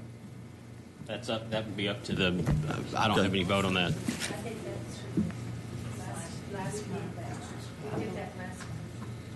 If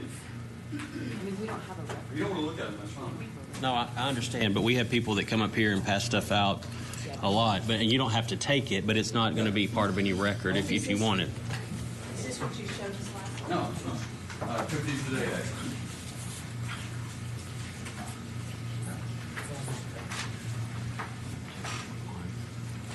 J.P. Pond, why don't you go ahead? One other question of verification while he's passing that out. Mr. Lester, did you audibly read this ordinance 1/3 and final time? I'm not. I did, yes, sir. Okay, thank you. So what I wanted to show you was, as you go up the street, you've got the massive industry from SWEPCO. The third picture is the property right next to my client's property, which is the Steel Metal Building Plumbing Company. Behind that plumbing company, it has a fence and razor wire. Picture 4 is simply the storage unit, which is a large metal building. I didn't include the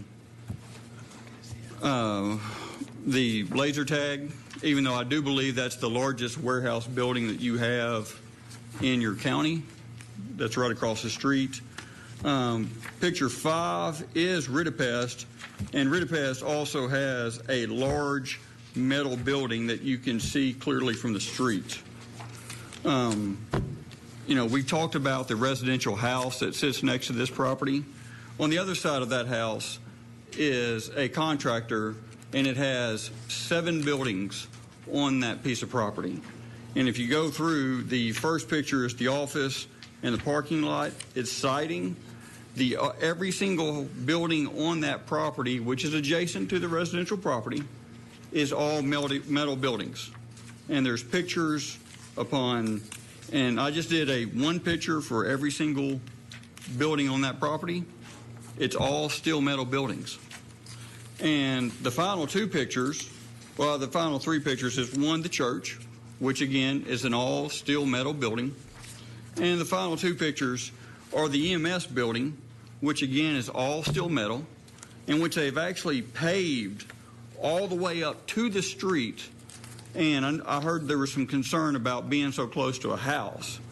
Well, the county has allowed this EMS to pave all the way up to the street, which is about 10 feet from the neighbor across the street's house. There's also just some discussion from the JPs about the road. I just want sure that everybody understands that everybody has opinions about roads and how frequent they are. And the problem with opinions is that you can go out on any given day and form an opinion about a road. However, the Arkansas Highway Department has registered this road and it classifies it as a 10, which is that it believes the Arkansas Highway Department pursuant to their studies, says this street has between 10 and 20,000 cars on it daily.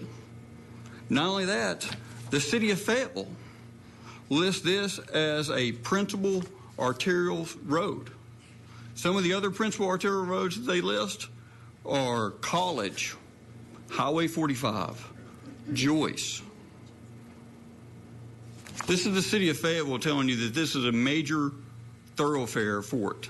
And it would make sense because on one side of this property lies Joyce, which is a major commercial thoroughfare, and the other side is where they have a 4 to 5 lane road coming down, and this property is in between those two properties.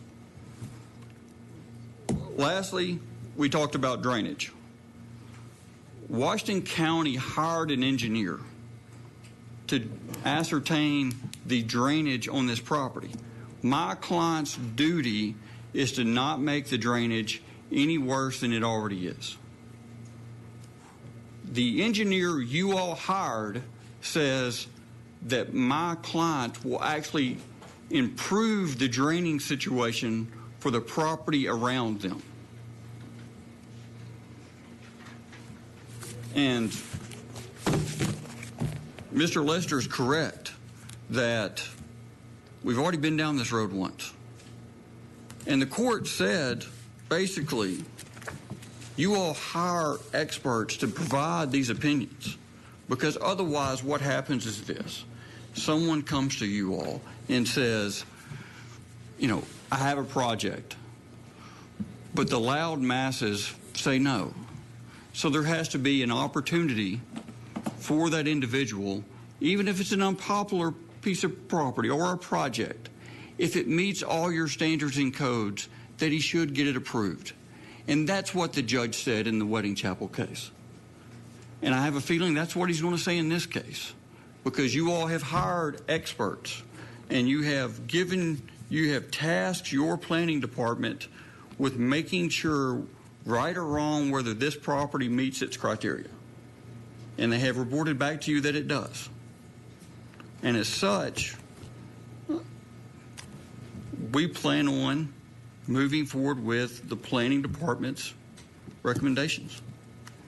I'll take any questions, otherwise I'll just sit down. Yes, ma'am. Didn't the planning board deny this project? The planning department approved it, recommended it. Okay. Sorry if I misspoke on the nomenclature. Are there any other questions? Okay, thank you very much. Oh, okay, I'm sorry. Were the pictures that you provided to the planning staff at the stage that this was reviewed by the planning board? No, they went and took their own pictures. I took those pictures today. Okay, so these pictures weren't part of any of the decisions that have been made on this so far? No, they have all their pictures that they took themselves. Okay, well, I just wanted to make sure because we don't have a record to add to, and I think that to add new information now that nobody previously has had the benefit of, I don't know that that works. So okay, I'm just saying. And then I think that in addition, we have the legislative authority to finally make the decision. Right. So we appreciate the help of our staff and the people that they hire to help, but the ordinances and the legislature. I'm sorry. Are you laughing at what I'm saying? I agree with Mr. Lester that I don't think that that's relevant in pursuant to the judge's previous opinion with regard to the wedding chapel. Okay. Well, I guess we'll see you in court. Yeah. Yes, sir. J.P. Maxwell. I just want to make sure I understand this correctly. So, as I understand, the planning and zoning department took their own pictures, looked at all this, checked all the specs and stats, and hired engineers, whatever. They approved it. Correct. But then the planning board, or they recommended approval. The planning board actually is the one who. So we have two entities kind of at odds, I guess, or in opposing sides on this side. So you're saying that they took their own pictures. It's not the planning board. It's the planning and zoning commission. Correct. And I believe that they also required a traffic count from my client. I think that's the only input that my client had. Okay. Are there any other public comments?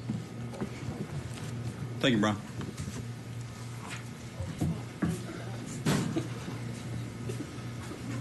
Okay, state your name, please. Yes, sir.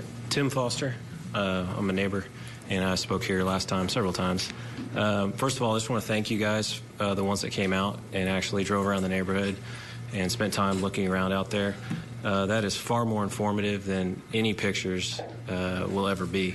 So I appreciate that you took the time to do that.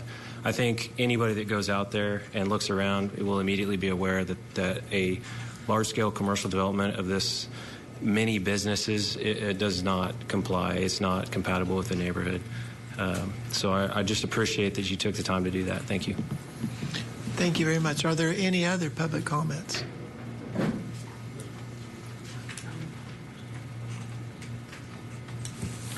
Yeah, Griffiths Ngulu. I'm also a neighbor. I just want to echo what Tim has said.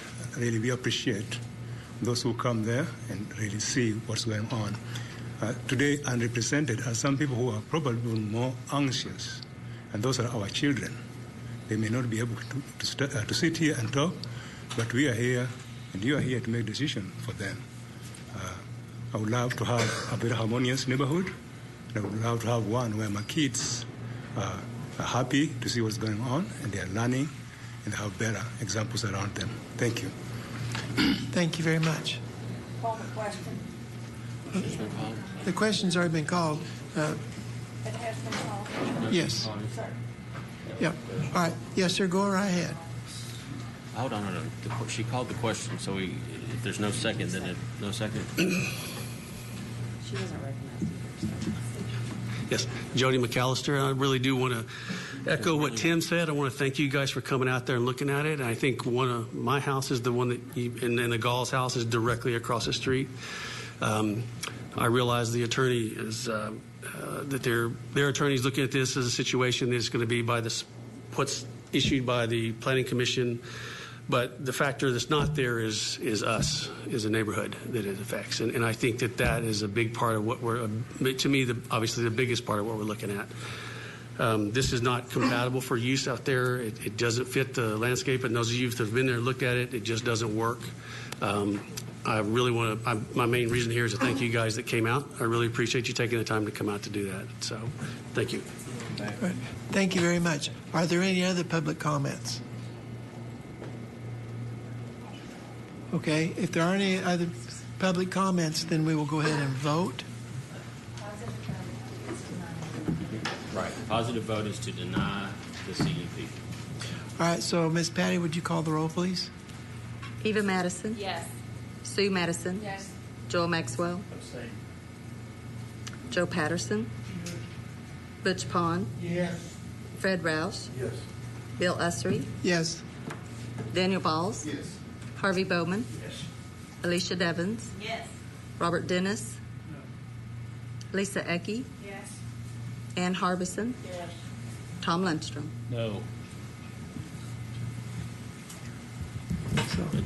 So it passed. Well, right. It failed. Denied. It was denied. Yeah. It failed. Yeah, it passed to fail. So to deny, the motion to deny passed. Okay. Okay. So the next thing is the committee reports. And let's see, we had, I believe yours is the first one, Ms. Ecke. Thank you. Thank you, citizens, for coming out and voicing your support and opinions. Yes. The Personnel Committee did meet on Monday, and we did discuss the order to repeal the County Code 2-192-3, and there was healthy discussion on that. And, of course, the Personnel Committee does support that. It was, I believe, a vote a couple of months ago, 5-1. And this last time, there was not everybody was present to support this, but we did talk about it, and it is the I guess the vote of the Personnel Committee to repeal it. And then we also talked about the handbook review, and I'd have this. There's some clarifications that are going to be made as far as nepotism. Because of the Sheriff's Department, Captain Cantrell's wife, I believe, works for the Sheriff's Department, and if anything were to happen, so we want to go ahead and clarify that language on grandfathering those that are already working for that department if their spouse were to go on and run for election, and that there be no cause for them to resign from working for the county. So we're going to clarify that language. And then further, we did have our AAC meeting convention in Rogers, and I spoke with one of the attorneys that worked on the handbook template for the rest of the smaller counties. And when I introduced myself to him, he said, "Oh, you worked on the handbook." Yes, he said, with what's his name? Director or Mr. I said, "You mean Watson?" And he said, "I could not get that name. I kept on calling him Mr. Director or Director and Watson. I couldn't just call him Watson." But what he did say, we began that process together, and I was very encouraged by his compliments on the thoroughness that we have made on our handbook. And he says, "I feel that larger counties need this kind of clarification, i.e. the grievance procedures hearings. That way everybody is clear on what those procedures are and the updates that we've made on employment law, et cetera, et cetera." It was just very complimentary. And I will say that on the marijuana use, it was brought up by Justice Maxwell of putting language in our handbook. And what we discussed, he says, no, what that falls under is a prescription medication.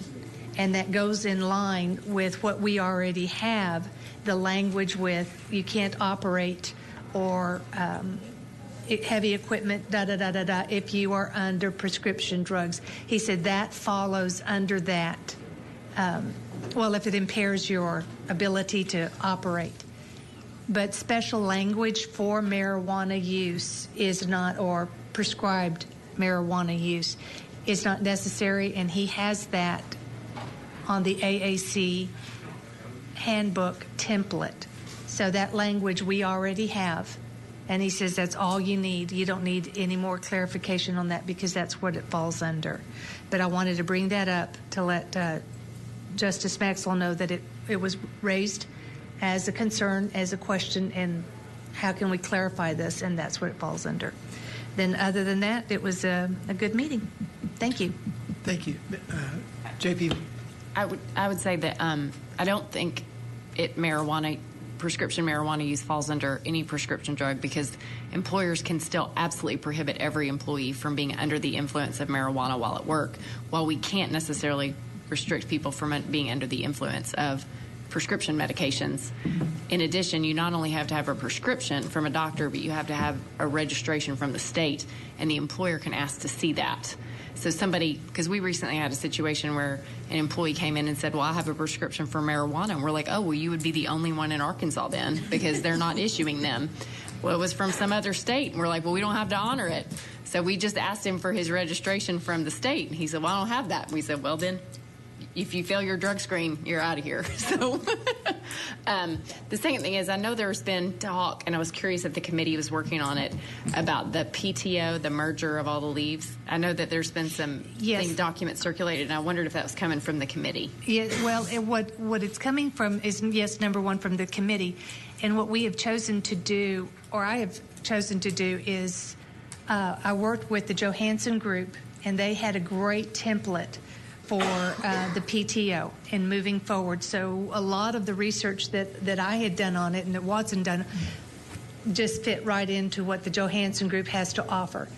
And because it affects the elected officials and their departments more so than it does us, what we decided to do is this feasible for you and your department?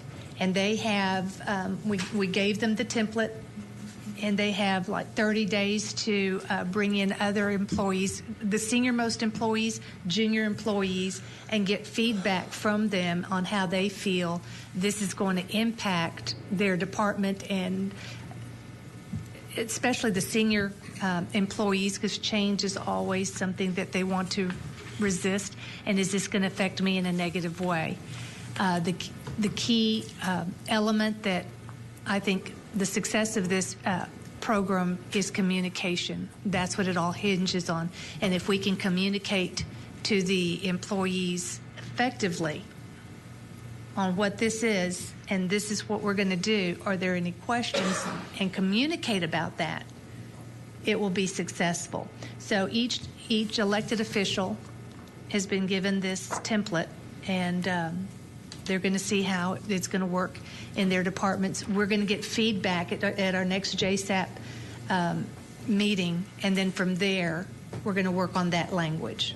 Well, I just wanted to be, I think there were some reactions of uncertainty with the receipt of that, and I just wanted to be clear that that would come to us. Oh, ultimately. definitely. This is just definitely. And then my view on it, at least, to give comfort to those maybe who are reading it and not really being sure what's going on, my perspective on it is certainly that it never be a takeaway, that the merger of the kinds of leaves we offer be for the benefit of employees with the flexibility, not that we're trying to like take away sick leave or take away vacation. And all of that is going to be communicated by the elected officials to their departments, because they know their employees better than we know them. And that's why I felt it was best to start with them, because we could like it, but if it doesn't work for them, if it doesn't work for the sheriff, it's not going to work for the sheriff, period. You know, and how well is this going to work out with them? So once we get this feedback, we've got 30 days for them to get this feedback, process the information. This is just data we're going to get, and then fine-tune it to what is going to be best for Washington County. And that's where we are on that. All right. Thank you very much. Thank you. Okay, and Joel Maxwell, J.P. Maxwell. Thank you, Mr. Chairman. And I'll just throw one thing out, since we turned this into other business discussion and everything else. The one catch with the marijuana is it's still, I know Arkansas has proved it, but it's still a federal illegal substance, and we accept federal matching grants and funds and all that kind of stuff. So I do think it falls under a different jurisdiction than just a prescription medicine. I think we have to watch our P's and Q's there so that we don't put ourselves in jeopardy of something that's above and beyond the state of Arkansas. So that's my reason for concern there. When it comes to bigger concerns or other concerns, jail and law enforcement, we certainly addressed our big problem that we're having to deal with. The short version is the jail's very overcrowded.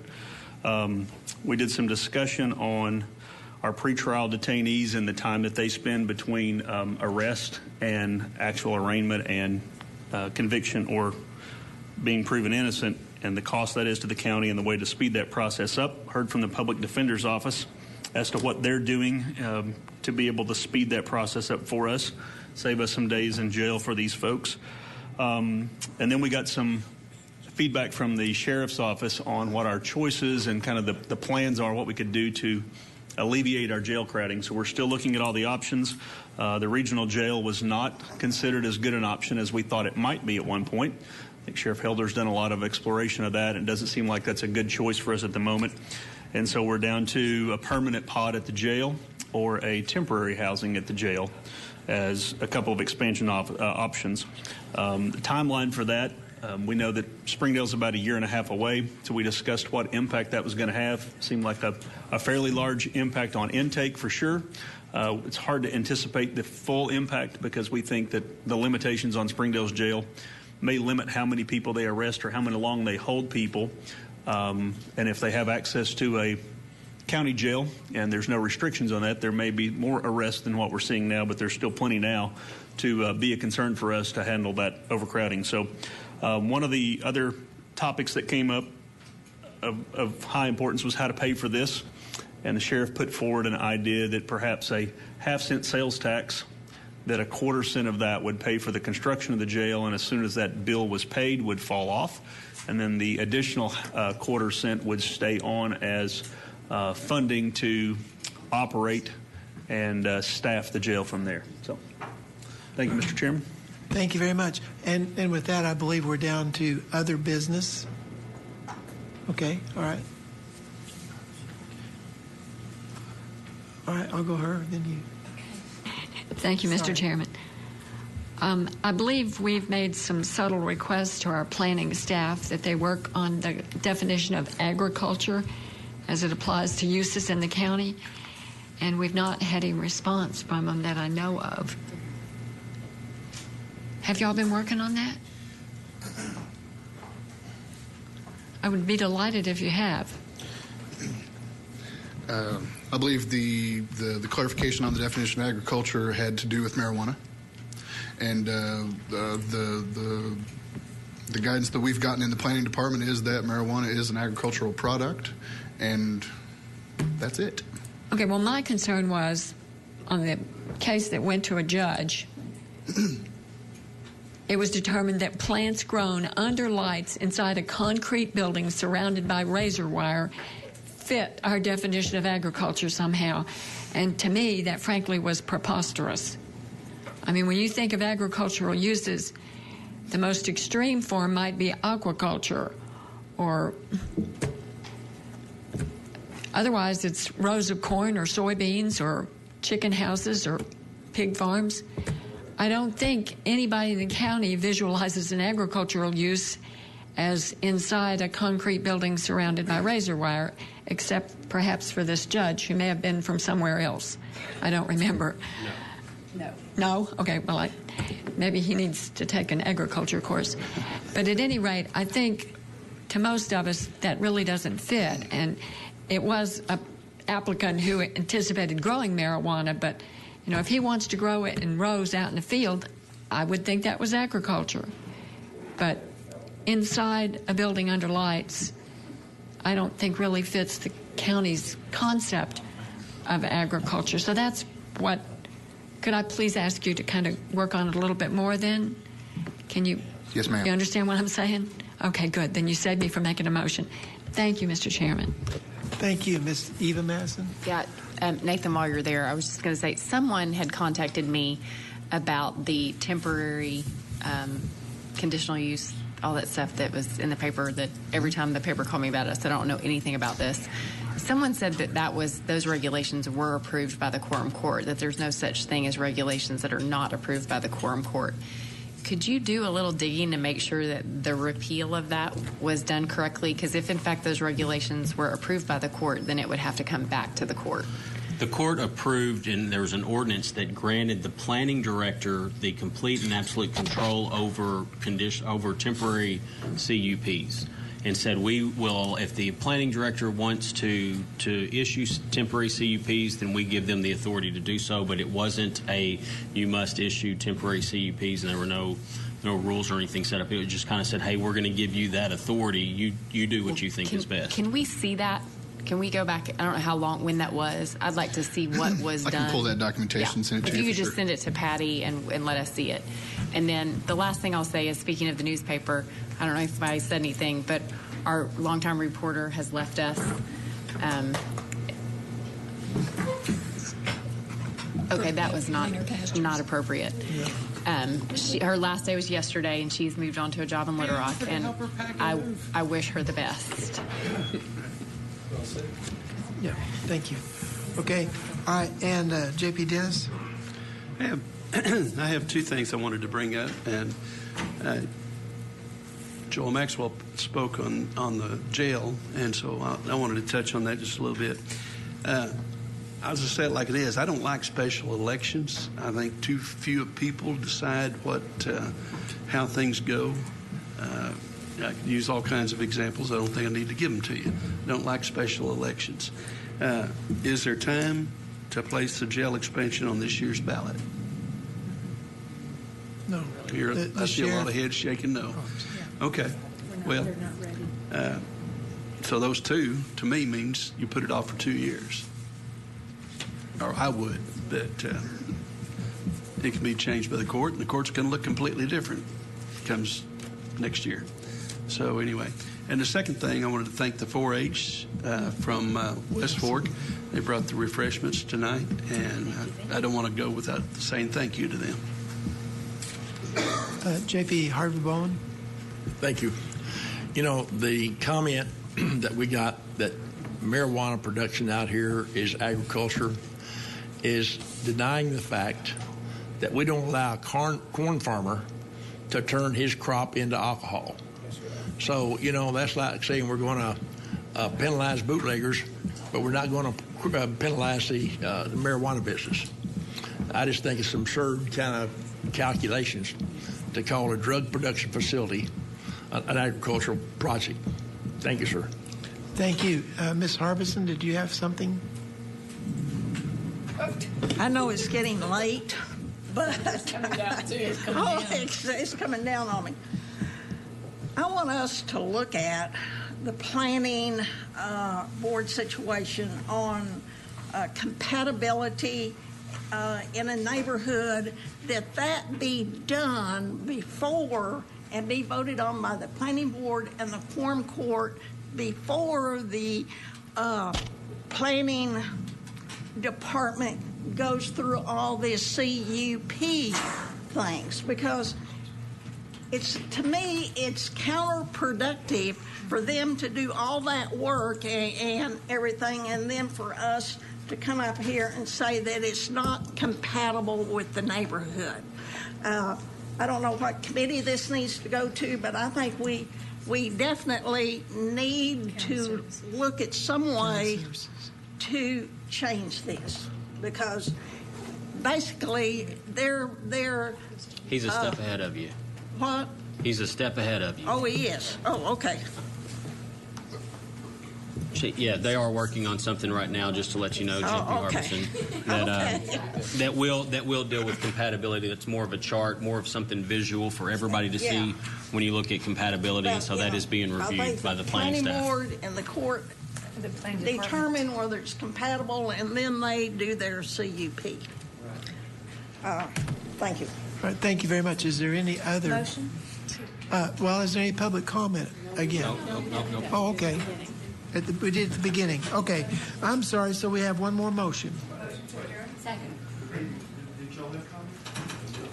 No. We've already done comment. No, We've already there's done no it. public comment. No. We want to go home. We've seconded. Yep. All in favor? Well, they could have talked earlier.